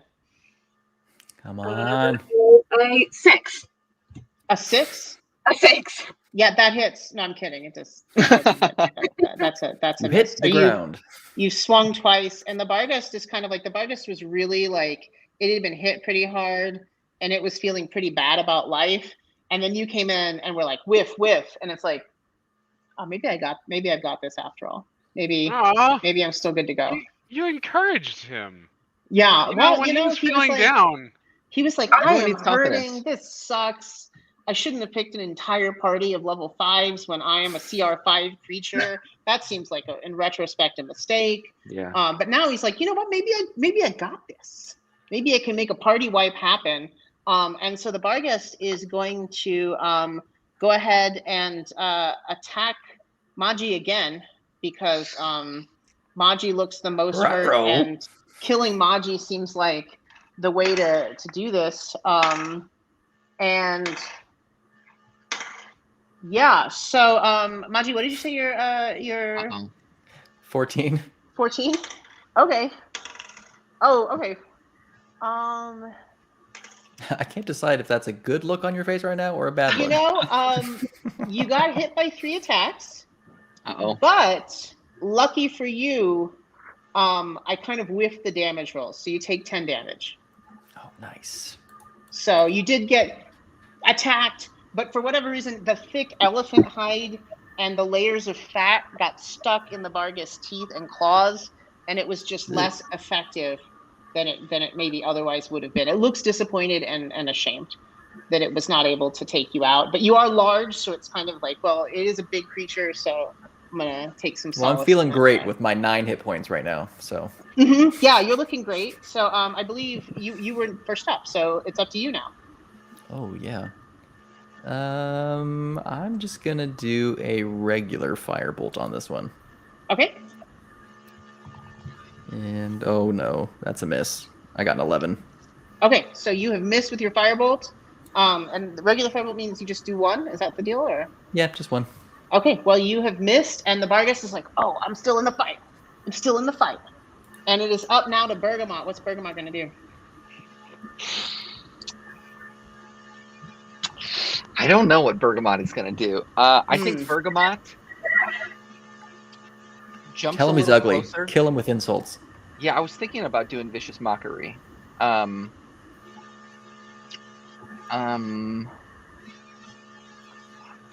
think I'm going to try and put put Bart to sleep. Oh, okay. I'm gonna cast sleep. Okay, you're going to cast sleep. My question is, if sleep is based on hit points, is it based on remaining hit points or is it based on total hit points? You know what? I don't know what that rule is, and so I'm just going to say that it's for remaining hit points. We have lost Alice. Hopefully she can get back in, and we'll see how that goes. But for the time being, game on. Okay. Ah, the time All right. being. So let me see. Let me pull up my handy dandy guys here. 19. 19. Does a 19 do it? So you reach out and you put your hand on this raging Barghest. Yeah. How many fingers do toads have? Like Yeah, like this about or as many something, as right? I have. So you reach out and touch the Barghest, and you are like, yeah, this is gonna work. This raging Barghest is gonna go straight to sleep when I touch it. I am confident in my abilities to do that. And you touch the Barghest, and it just passes out. Yes. It just rolls over and goes to sleep. And it's just snoozing away, having a dream about eating elephant. It thinks it won. It's a good dream. It kind of does like the dog thing with its legs. This is one of those win-wins. Yeah. Go through its crap. Yeah. Well, there's no crap on it right now because it transformed, and when it transformed, all the goblin stuff was sucked into it. So it would have to turn into goblin form for you to get those things. So bummer. Right now, it's just a Barghest laying there having a pretty great dream. Honestly, it looks Stuff like is in it somewhere. I think we can get it out of it. Let's get in there and find it. Yeah. So you've got a sleeping Barghest, and Okay. if you wanted to tiptoe away from it, you could probably make that work. If you wanted to coup de grace it, we'd have to roll for that. But it's up to you what you want to do with the sleeping Barghest now. Tie it up, let nature take its course. I'm just kidding. I walk up and I loom over the Barghest on the ground, and I look down at it, and I go, This is so perfect. I think we should kill it. Kill it dead. One second. I'm going to try to get Holly back in for this. Just going to send a text real quick. But yes, so carry on. I'm here. I mean, I don't know how to use rope, so I'm fine with that. And, you know. It's Yeah, on I the don't- ground. We're going to have advantage to hit it. I think we just Oh, yeah, blast we this thing to just shoot it right. smithereens. Yeah, yeah. Berg, what do you think? Berg says, "I've done all I can do," and then takes a sip of his beer. Then You again, have the sword. Just it's stab a it. pretty reasonable guy. You know, he did negotiate with us for a while. Maybe we could get him to put us back on the correct road, because this feels like it's not. Hey, Holly, welcome back. We could, like, tie him up. Somebody could. Anybody good at tying things up? Are we even on the right So path? That's Holly, the what you question. missed, I don't know if you saw, but Bergamot successfully put the Bargus to sleep. So now the Bargus is sleeping at your feet, having a great dream about eating elephant people. And it's just doing the dog thing where it kind of runs its legs a little bit every now and again, but it's just snoozing away. Okay, fair. We're trying And to we're decide trying if to we're decide going to what to do. kill it or leave it. Or there was an offer floated to wake it up and have it lead you to the correct place this time, because second Tie it time's up, a charm. I mean, that would probably have been my first thought, is to maybe see if we could use it to our advantage. See if it could, like, lead us or show us where to go. Okay. I'd like to talk to him. Can you tie it up? Is that possible? I don't know. Do you guys have rope? I don't know how to tie anything up. I don't know. Do you have I have- 50 I feet have of rope? hempen rope. Actually, you guys, I assume you have whatever you want. I'm not one of those DMs, but also I know that somehow our friend Pretty Bird has 50 feet of rope in an adventurer's kit, because I put that in the character sheet. Awesome. So you have Oh, 50 right. feet of rope. I have 50 feet of hempen rope too. Excellent. Okay. Hempen rope. Wow, that's very specific. So Well, yeah, I'm going to take my time tying him up and just do it the right way. So, What kind of knots are you using? I don't know. Good ones. Yeah. The naughtiest. I'm just tangling him up in it. And I'm just like, he's not going to get away, because I don't think I could untangle this rope. okay. It's not a technique as much as just you're never getting out of that. So, yeah, so I start pecking on his head to wake him up. Okay, the Bargus like gets awake and is like this and is It's time to go to school. Get up. No, I'm just kidding. It's not time to go to school. Trumpet I'm in his going ear. to make you an offer, sir. An offer that I know you will be reasonable enough to hear me on, because you were reasonable enough to mislead me and take me down this road. So I'm going to use my persuasion, and I would like to convince this Bargus to work for us. The Bargus is kind of like, first of all, surprised that it fell asleep from the toad. Did not think that was going to work. Kind of let its Yeah, guard we're down. pretty badass. Then secondly, looks at its own injuries, looks at your guys' injuries, and is like, yeah, this isn't going well. And then thirdly, it's like, how am I still alive? Like, most adventurers were just like, you know. How are you still alive? The question is, how much money could you make? The Bargus is like, money? Yeah. Yeah. I mean, I mostly just eat things. people follow money. You want people to eat? You can get them money. I See how that can works? pay people to let me eat them. Not quite. You pay them Okay. to come with you to places, and then you eat them, just like you were doing with us, but with money. It's more effective. Yeah, money. Okay. That's probably my mistake. Humans all sound like, I just love gold pieces. You know, like that's all I hear when they flap their lips. Okay. So, The Bargus is like, okay. all right. So, that's a 22 persuasion. A 22 persuasion. Well, I mean, the Bargus is he's, you know, he likes the Doesn't have many idea of options. using money to take advantage of people to eat them, but like is also tied up, and so is a captive audience, and that kind of benefits you. So even if he doesn't really like the idea, he's going to nod along anyway. So hard to tell what's what. All right. I'm gonna pull the jerky out of my trail rations and kind of throw it to him. You know. So he snaps it up. He snaps it up, and he's kind of like, "Oh, There, are you thinking chewy more meat. clearly now? I'm not me when I'm hungry." Fine, I understand. I've been looking at the toad over there the wrong way all day, and it's just not fair. Yeah, something about a toad. Oh, I know, just so juicy, just snap. I look over at you and I wink. So juicy. Toad juice. The Barghest is agreeing with you, drooling a little bit grotesquely onto the ground. I'm just saying your operation could be a lot more streamlined, but before that, we're gonna need to take over this whole region. Take over? Yeah. Yeah, there are humans down there. They're making other humans. We could be, taking advantage of that situation. That's a ready source of livestock. Yes. So what do you propose? Well, if the village shuts down, you're not going to be able to hunt these woods for children anymore. That's just out of the question. So we want something that's going to make the kids feel pretty safe around here. Okay, so we're going to need to take out Lord Falkenstein? Oh, Countess Falkenstein? Oh, yeah. That's the one. She's not a very good boss, and she's just destroying this region economically. Boss? Yeah, I'm assuming she's a countess of something. It's got to be some taxes collected, or... Is this just like a ceremonial title? Who is... It's peerage.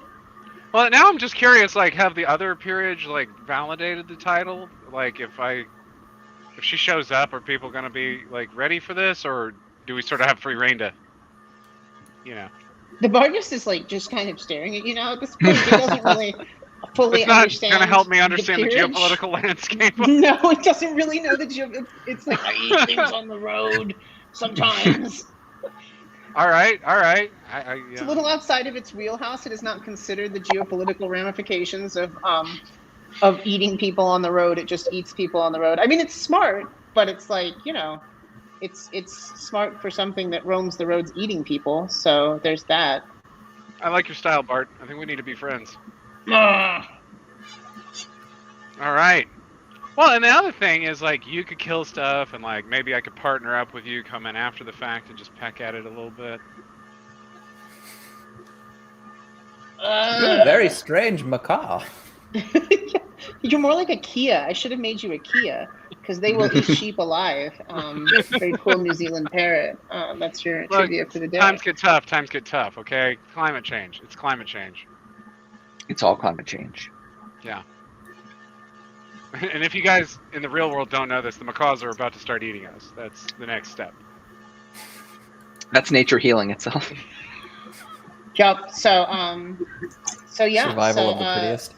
So the Barghest is laying there tied up, and you can talk at the Barghest all day. It's willing to let you do that because it doesn't want to die. So it's gonna keep laying there tied up. We're gonna free its legs. Okay, so you're gonna untie the Barghest. Its legs, but not its mouth. Legs. Like, can we tie up its mouth maybe a little bit, or? Are you gonna tie its mouth first and then untie its legs? Yeah, we definitely want to muzzle it and not die, but. Okay. Yeah.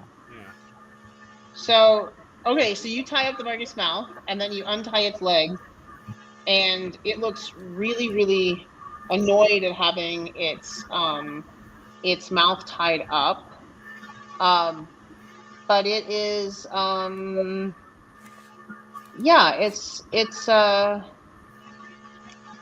gonna go ahead and concentrate really hard. Don't play with us. Suddenly, the Barghest is about 300 feet away down the road from you and running pretty fast. It blinked out one place, appeared in the other place, it dimension doored itself, and it is fleeing at high speed. Well, it's too bad that I can fly at 50 feet per round. Per move. So that's 200 feet at a run. Okay. I'll be on him in 2 rounds, way over him with a couple of scorching rays to say hello. Fuck this guy. So the Barghest sees that you have basically caught up to it in 12 seconds. and Like, kind of from stops. high It was above. like, it was worth a try. All right, red leader to party. We've got this one in the bag. All So the right. Bargus kind of like hangs its head like an annoyed dog that's been chastened, and it shuffles down the road, Yeah, leading go you back before I fix your attitude in a 30-foot radius of this fucking forest. The Bargus is actually leading you down the road the way you came, so the rest of you are going to have to catch up a little bit, but it's going pretty slowly now. It's not rushing. So it really thought it had it with the dimension door. It was so sure that it had gotten away. So Yeah, it failed to account for the fighter jet.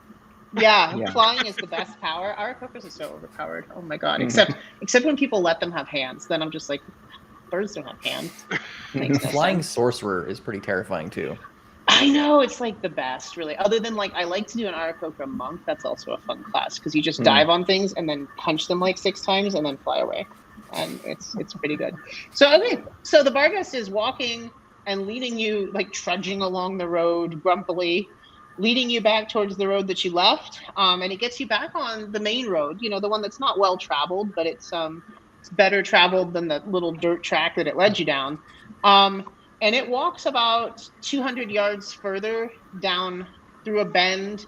And then there's like a big sign that says like Castle Falkenstein that way. And there's a really pretty nice path that cobblestoned so that, you know, the Countess's carriage doesn't get messed up. And it leads up and through the woods. And it's definitely going directly towards the castle this time. And the sign gives you a pretty good indication too. So, All right, so listen, us monster types have to stick together. I don't feel comfortable like killing this guy, but we should probably turn him loose. I agree. That's fine Yeah. with me, I suppose. So you're gonna let this man-eating Bargus go to prey on the I'm not villagers? human. Okay. Can we turn him loose in the direction of the golf course? Because he seems to really like that. Well, the golf course smart. is further up in the direction you're going. So you're going towards the castle with its golf course. I just want we him should to promise that he's only going to eat zombies. Only zombies. Have you had zombie? It's disgusting. The Bargus shakes its head and is like, no. Yeah. Yeah, I think we should bring him with us and sort of set him loose like a, you know, sort of distraction when we get in there. Just sort of turn him loose and say like, mess it up, and then we can sort of come in afterward. Real talk, from What if he just messes here, us up? do you smell like an undead meat buffet or a human meat buffet up in there? Like, do you want to come to the castle with us, or are we really just dealing with some rotten meat and not really your style? The Bargus looks at you and is kind of like, they all come in smelling good. Yeah, folks, I just don't think that the Bargus is really going to get much of what it's looking for up in there.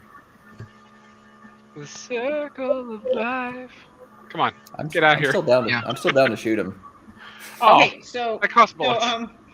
So yeah, well, you guys are gonna have to make a decision on what you're doing. Are you untying the Bargus' mouth now? I think you should let him go. Somebody else, though. I shoot him with a firebolt before we let him go. Oh, okay. You shoot him with a firebolt. So go ahead and roll that firebolt. I will say that you have advantage on the attack roll since he's not expecting it and nobody really is, and it's very vindictive. But yeah, go for it. I mean, I can't blame you. You've got like shreds of your flesh hanging from where you were attacked. So I got a 21 to hit. Okay, I love you this definitely hit the scenario. Bargus. I just love the scenario of Pretty Bird being like, let's let him go. And then Maji being like, yeah, you're dead. So roll your damage. Oh yeah, that's a 18 damage. Okay, so 18 damage is exactly enough to kill the Bargus. So you hit the Bargus with firebolts. It looks very surprised. Uh-oh. And the next thing you know, the Bargus is sizzling meat on the ground, stone dead. It doesn't smell tremendously great because you just burn the hair and you burn the fur mostly and the skin, so it's blackened, kind of a little bit, not appetizing looking. And that's the end of the Bargus. I hope you like well done, little friend. So it's fried on the outside, but on the inside it's still raw. So it's not really well done so much as burnt. Seared. Yeah. Well, Yes, that's you- okay. We can bring it as a party gift. Oh, nice. Okay. I mean, so yeah. So you guys Yeah. are there on the road to the castle, and it's up to you what you want to do next. I know your friend here is looking maybe a little bit the worse for wear from the Bargist attack. Mm. A wizard tank is not everybody's choice, but that's what your party went with. So Yeah, I have no means to heal you, so I do. I will. Can I cast Cure Wounds on Maji? you can, you absolutely can. So this is a D8 plus my modifier, so it's a 3 plus 4, so 7. Wow, 7 more hit points recovered for Maji. That's all I can do. Sorry. I'll take it. Thanks, little friend. Yeah. Yep. So, are you gonna go to the castle? Or are you gonna take? I just want to be clear that rest? Maji also doesn't know any of your names. I love that. He just calls you little friend because he doesn't know. Yeah, well, Good. He's hoping, Everyone's- he's hoping no one everyone's catches a little on to friend. it. Everyone's a little friend to Maji. does he only memorize your names if you're like big enough to matter to him? yeah, that's Exactly. right. That's right. Yeah, let's go to the castle. Yeah. Okay, going to the castle without any rest. Great, that's a good choice. Should we rest? Maybe we I don't know. rest? Should you? I'm not going to give you any hints as the DM over here. It's up to you. You're living this world, so. We don't need rest. Nah. Yeah.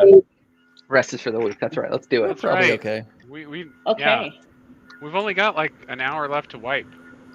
Yeah. Well, you don't have an hour left to wipe. You have 18 minutes left to wipe, I believe. Oh, well, let's get So, over there.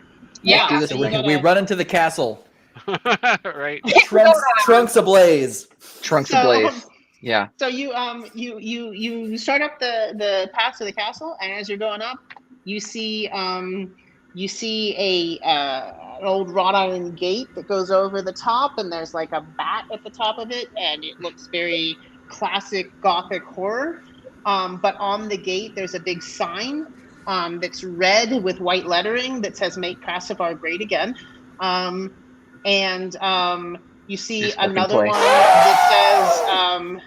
that says Angry. "Don't stomp on me," and it shows Oh man. a small snake, and then you pass right on through that. What is the rooftop material of this castle? The castle's rooftop material is slate shingling. Okay, so they don't have any like workman's huts or anything. There's Thatch. you're getting so as you come to up the road to the castle, you get this broad vista of this incredible hilltop golf course, and it actually goes all around this kind of crazy sheer cliff spire that goes up to the castle. Around that, there is a beautiful golf course. I mean, it's really stunning. It's got stone steps leading down little cliffs. It's got water features. It is probably the coolest golf course you've seen before. And you see lots of humans out there playing golf, in spite of the lightning strikes that are coming down on top of the castle itself. So they're playing with lightning there a little bit, but you see them, and it's a lot of fairly old pudgy white guys. So yeah. Is it how close is the nearest green? The nearest green is probably 100 yards from you, maybe, because it's kind of you have to go into the golf course itself. But yeah, it's not too far away. I'm gonna hop on out to it quick, if that's okay. Sure. And I'm gonna take out my rapier and I'm just gonna mess that green up. You're gonna mess the green up. Okay. I'm just cutting into the sod. I'm just fucking it all up. You know And what? I like your take style. I take the flag out and I try and break it over my knee, but I can't. And so when I can't, I just chuck it. Okay, so then you chuck it. Okay, so Yep. great. I- good. And then You I come back. trashed the first hole green. Yep, that's right. Okay. It's time to The fly up to golfers the are kind tallest of tower looking and draw dicks on it. I'm gonna stomp use on my it, too. scorching ray. I think I can probably stain the slate pretty well. Okay, yeah. Yeah. So you're gonna draw dicks on it. All right. Just go Well, for it. yep. Yeah. Maturity has arrived in our D&D Yeah. game, so that's Yeah, important. this is a D&D game, so. Yep. We've got 18 We had, minutes. we had to get there eventually.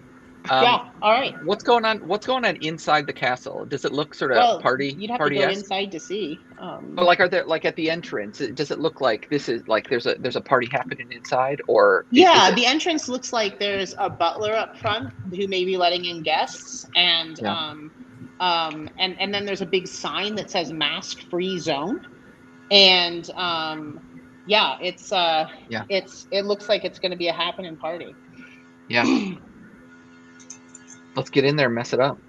Yeah, let's do it. Okay, so you charge up the hill. Yeah. And there is a This is like the Monty Python wedding, where you're just going to start stabbing. Ha stab everybody and run out. Well, so you get up to the top, and you see a butler who is standing there, and he's kind of a pale, frailer old man, and he says, "Welcome to the party. Are you guests?" I'm pretty short. I think I said I'm like 4'2" or 4'4", and so Mhm. I look up and I sort of gesture him down. He leans down. I slap him in the face. Okay, you slap him in the face. You slap him in the face, I think it and just in works slapping there. him in the face, you kind of he does not look that big or that strong, and you kind of knock him sideways a little bit. So you've hit him pretty hard, and then he turns to face you, and his eyes glow red. I knew it. And you need to I knew roll it. they glow kind of I'll say glow like a light blue. That's more of an undead color. And then you have to roll for initiative real quick on this guy. All right.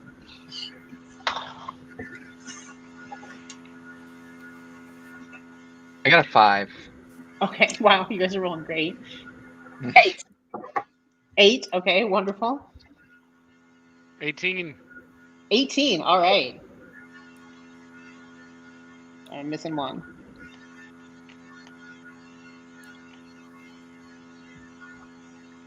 Who am I missing? Oh, I got a 10. 10, okay, great. So 18 goes first. All right. Well, then I'm just gonna go ahead and scorching ray that guy Okay, because it's a decent second level spell, and I got a couple of them left. all right, All right. roll. It's 3 attacks. 20, It hits. 21, It hits. and 13. It hits. Ouch. Okay. Well, so that's 66.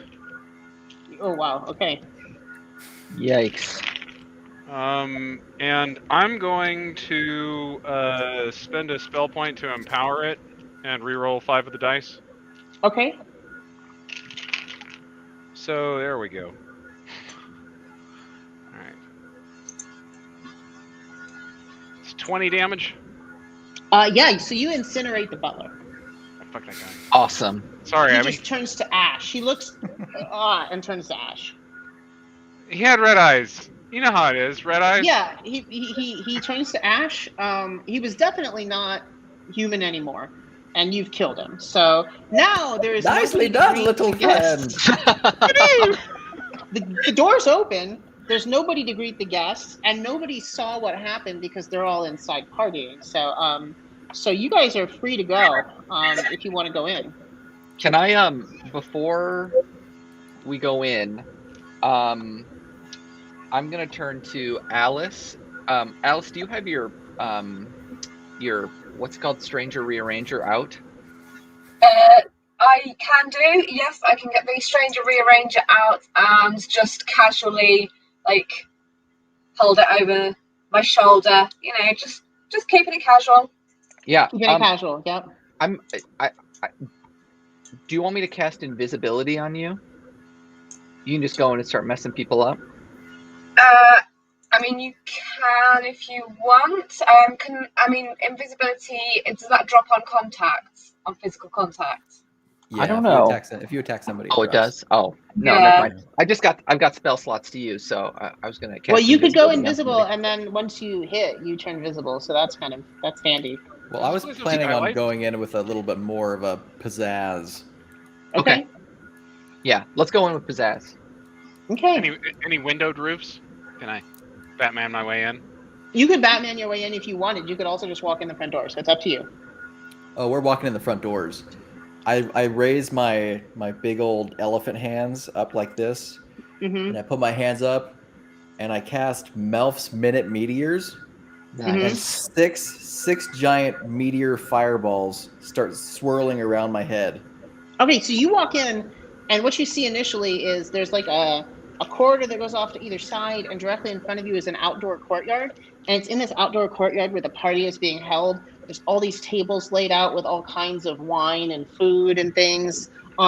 There's people milling about, just tons of people milling about. A lot of them are wearing red Make Cassifar Great Again hats, even though they're not from Cassifar, they're from Florida. And they're milling about, eating things, talking to each other, not maintaining social distance. Nobody's wearing a mask, and they're all hanging out there. You see some shirts that that say vaccines are fake, and that's what they're doing. Hate this. I want to blast people. I want to find the biggest groups that I can, and I just want to Wow. throw meteors at See, them. I Okay. think I'm just gonna leave in disappointment. This is a terrible party. Nobody here is interesting. I don't want to talk to any of these people. You don't want to talk. Oh, so Like, you I'm not really all move. about mass murder. Like, I killed the butler because the service was terrible. But Yeah. Mhm. honestly, I look in there and I'm just like, there's no fixing this. There's no fixing this. So you're piecing out. I'm just gonna wait until the Vampire Lord shows itself, and if we can cut off the head of the Vampire Lord, that's fine. But What vampire? I don't know. There's got to be a vampire somewhere. Can I jump right into the middle of this party? You can jump in the middle of this party, but you might want to hold off a second because Zack has just expressed a desire to meteor all of them. It's fine. Oh, yeah, I'm go an for it. evocation wizard. I can sculpt it around you. Okay. perfect. Jump in the middle of the party. I want to jump on in and cast Thunder Wave. Thunder Wave. Okay, so we got two Yep. spells going off right now. I want you both to just roll me some damage Okay. so that Oh, I yeah. understand what's going on.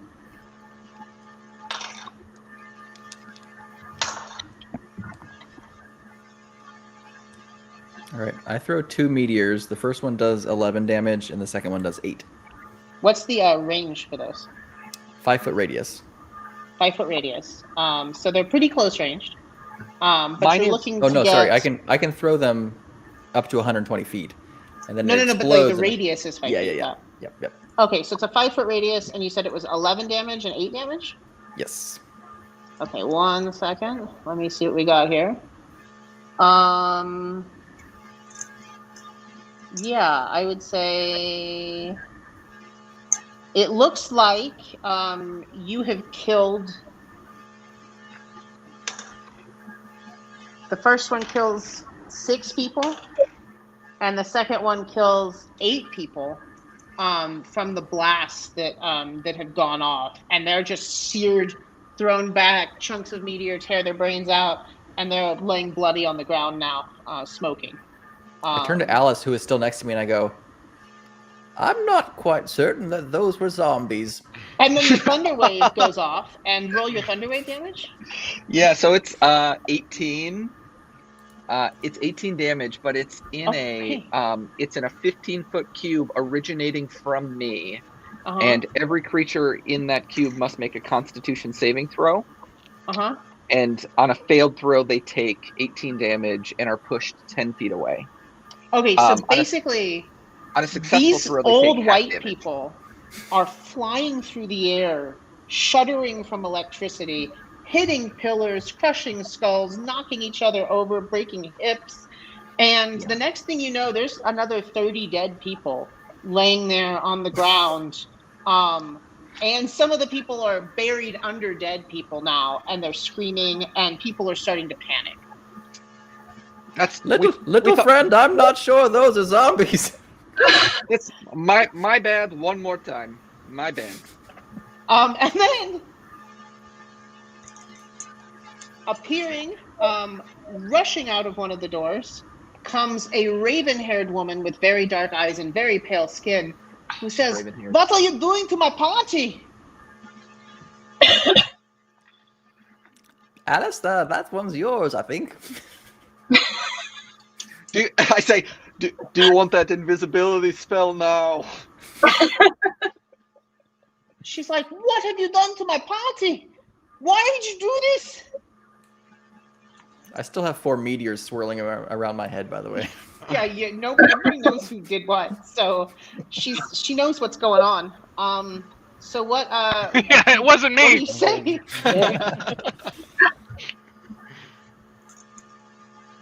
Why have you done this? See, I did it. I'm out. Oh, okay. Oh, great. Well, I don't even know what. I can't explain this. It's all been a terrible misunderstanding.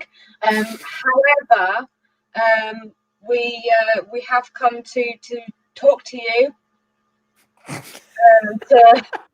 But you just kill everyone. Talking is our goal. Talking is what we would like to do. This is our goal. Yeah. This is how we talk to people. It's probably not the best approach, but this is how we do it. So yeah, not zombies then. No, not. She looks at you and says, "Zombies? No, these are not zombies yet."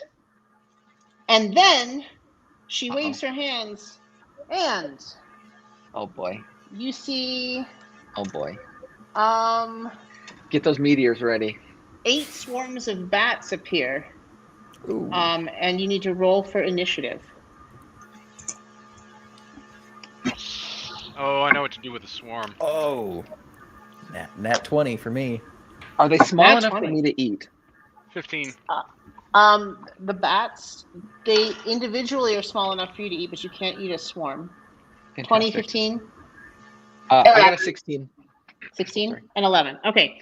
So, Zack, you go first. You've got 8 swarms of bats moving towards you.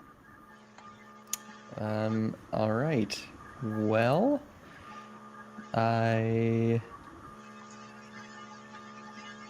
we like up on a platform right now? No, you're not. You are on ground level in the party, basically in a courtyard where you have murdered 45 or 50 people. And this raven-haired lady, she's on the same level as us, or is she up higher somewhere? She's on the same level as you. She's right by where you guys are. She's across the courtyard basically, so you can't reach her with your hands, but you could reach her with a spell potentially. So.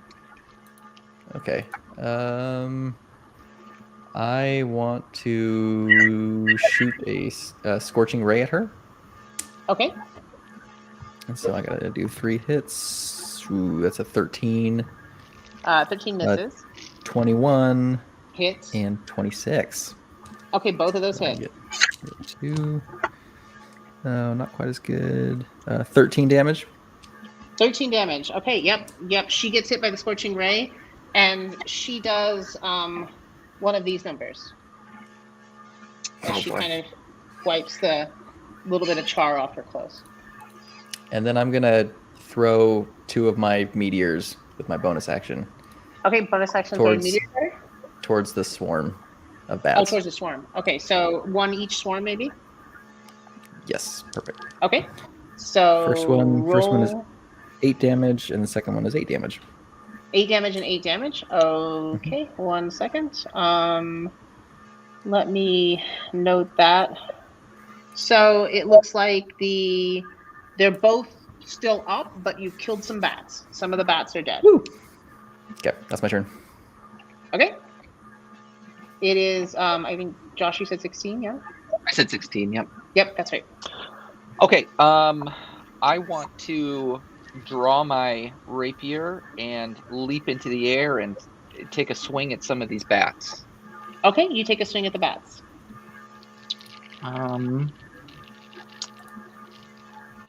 I got a 17. Okay, you hit. All right, so that's, how much is it? 1d8 plus 3. It's 8 damage. 8 damage. That's You Yeah. actually have a full bat kebab at this point. So Fantastic. So by the way, we are now at noon. So if anybody needs to leave, we are at time. So that's okay. I promised you guys 2 hours. It's been 2 hours. If you want to finish the encounter, that's okay too. So Yeah, we got to finish it up. Okay. Can I use a bonus action for Bardic Inspiration for the next person? Yes, you can.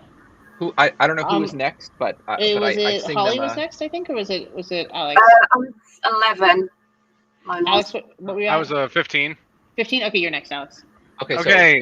So Pretty Bird gets Bardic Inspiration, and it's actually 1d8. I thought it was 1d6, but yeah, it's 1d8. Yeah, it should be 1d8 at this level. Yeah. Cool.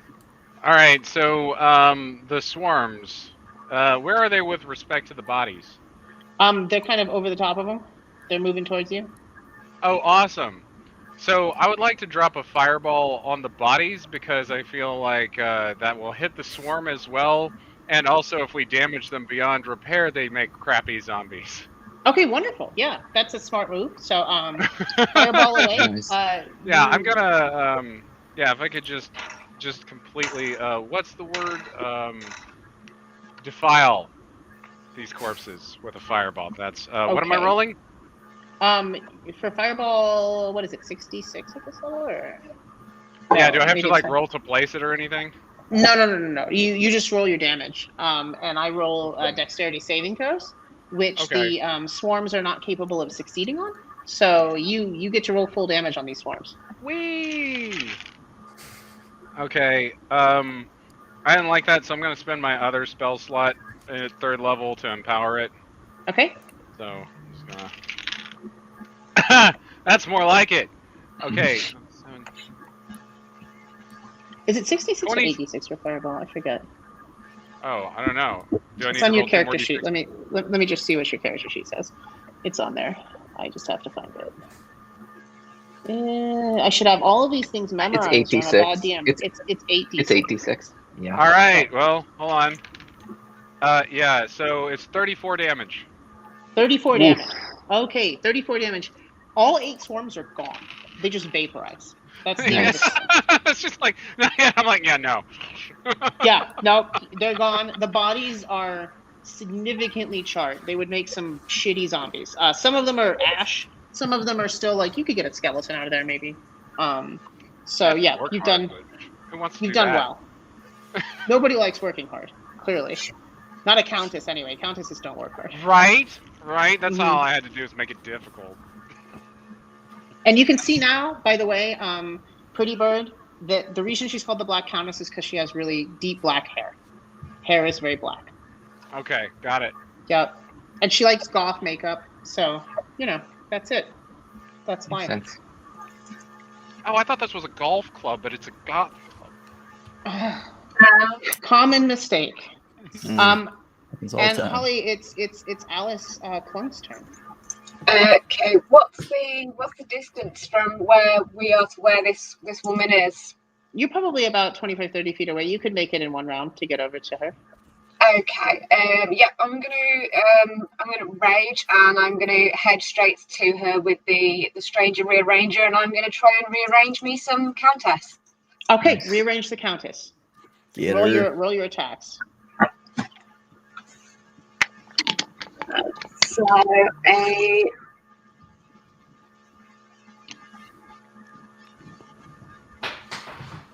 that's a 12 Okay, that misses. and a 21. Give 21 Bardic hits. Inspiration. Yeah, the Bardic Inspiration dice is with That was for Pretty Bird. with Pretty yeah. Bird over here. That's right.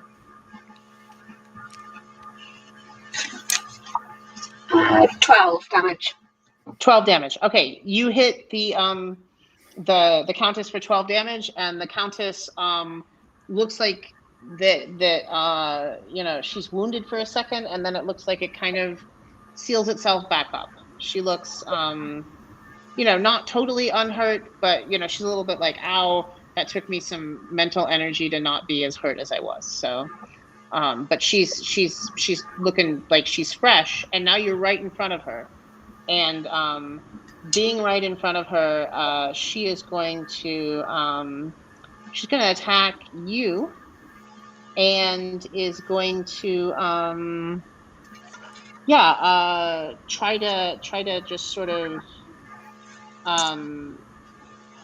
slash at you with her suddenly slightly clawed hands. Does a 23 hit you? Yes. Okay, so you are hit for 12 damage. And yep, that's what she can do right now on this turn. So you've been hit for 12. Okay.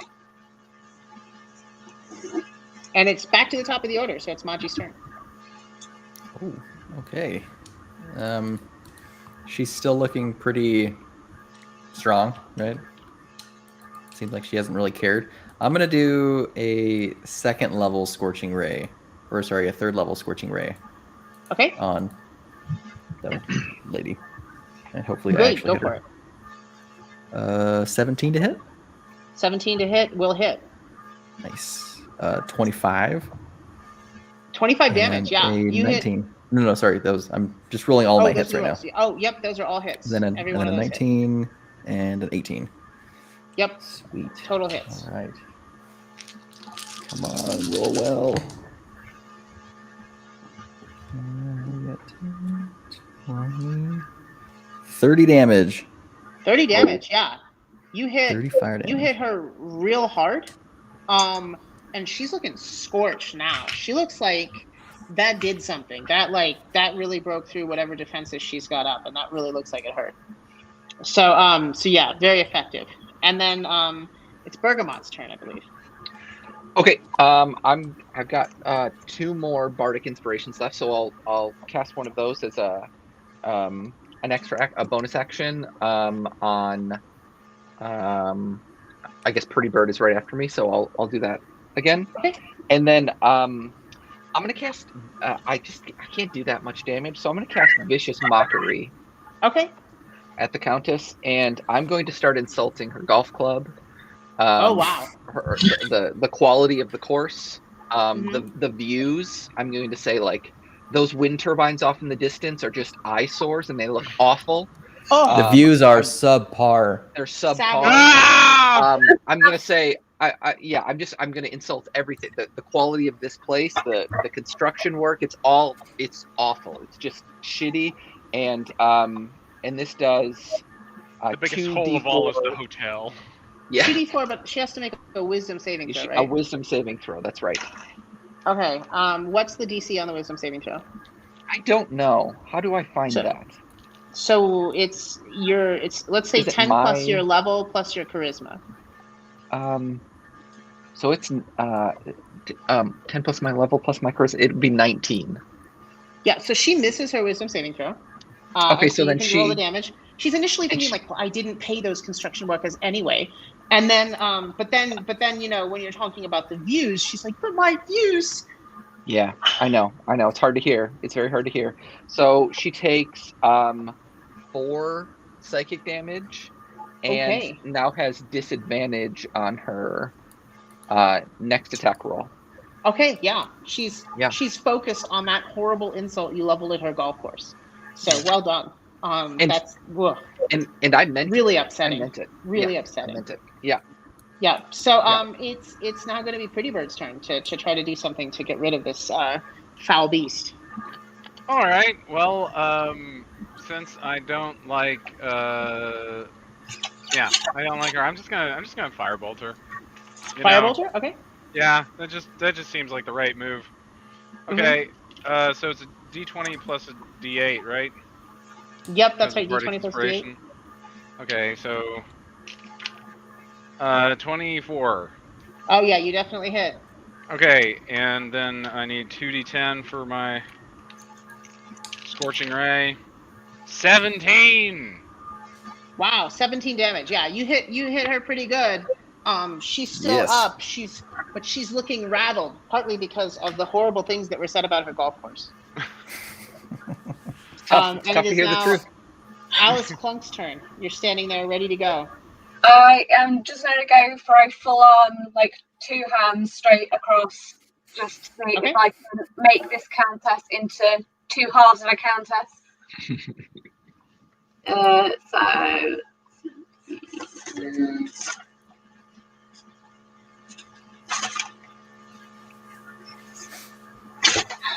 I've got to the stage of the night where I can't do maths. That is a 17 Yep, that hits. and a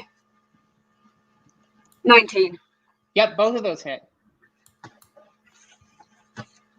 So you're just chopping away like you're going to town on a tree with that axe. So that is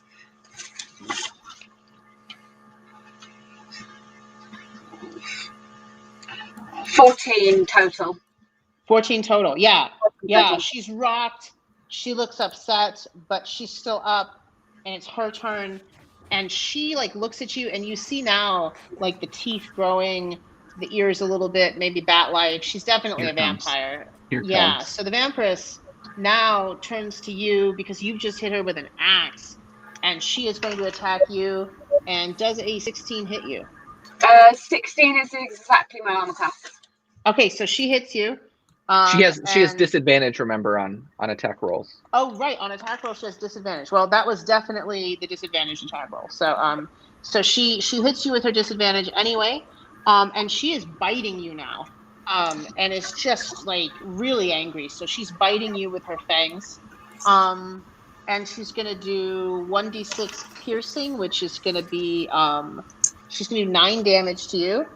And then she's going to do some necrotic damage. You feel like that hit was just really, really gross. And you take 7 more from that attack.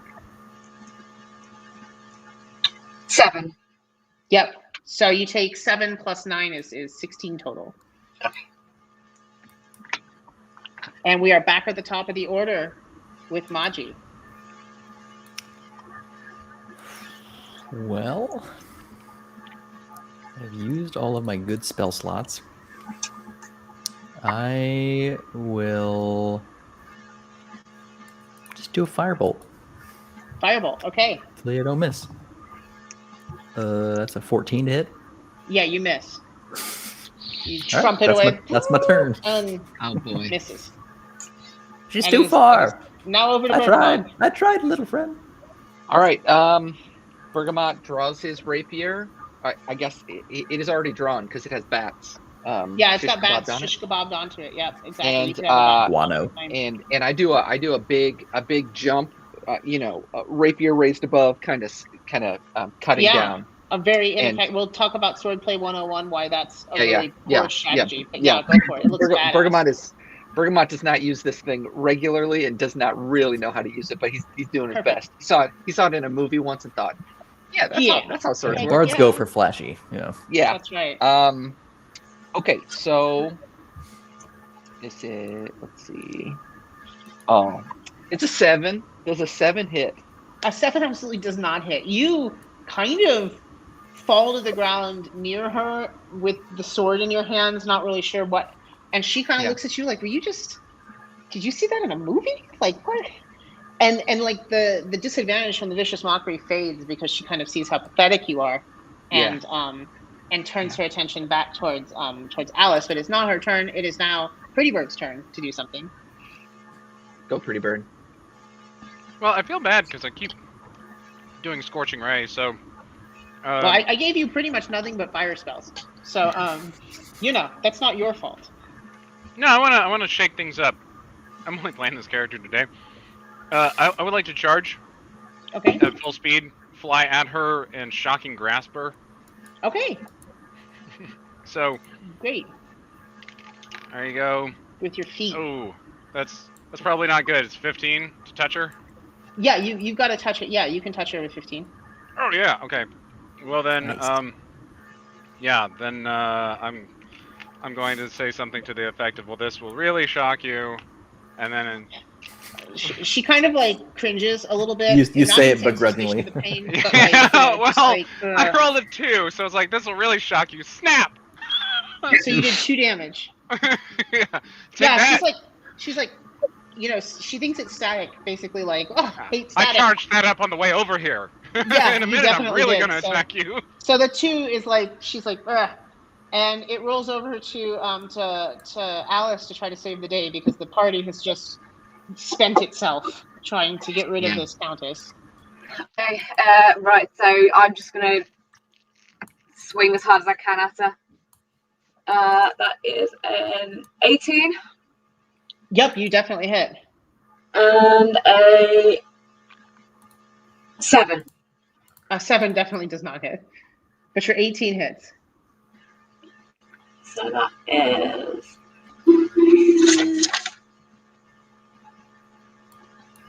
15 damage. 15 damage. The 15 damage hits her, and she's looking super haggard, but you can see in her eyes now that she's really angry with you guys. She's super furious. And now she looks at you since you just hit her, and I need you to make a wisdom saving throw for me. Just Alice, is that right? Just Alice, wisdom saving throw. Yes.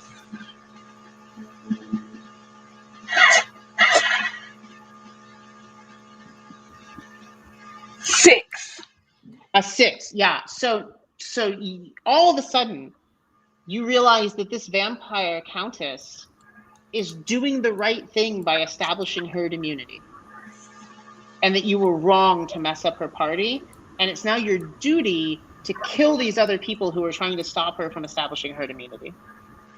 So that's what your mission is. And it is now your turn, Maji. Well, I'm going to attempt another firebolt. Okay. Come on, Manji. Come on.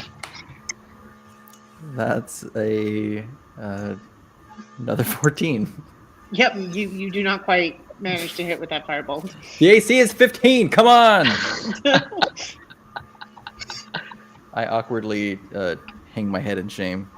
That's all right. That's all right. She's I'm sorry, she's dodged friends. it. I Is swear very I'm excited. trying. And now it's Bergamot's turn. All right, I'm gonna standing try here again. next to her.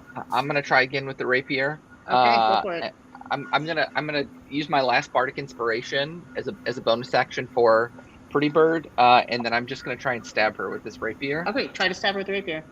That is nice. That is an unnatural 20.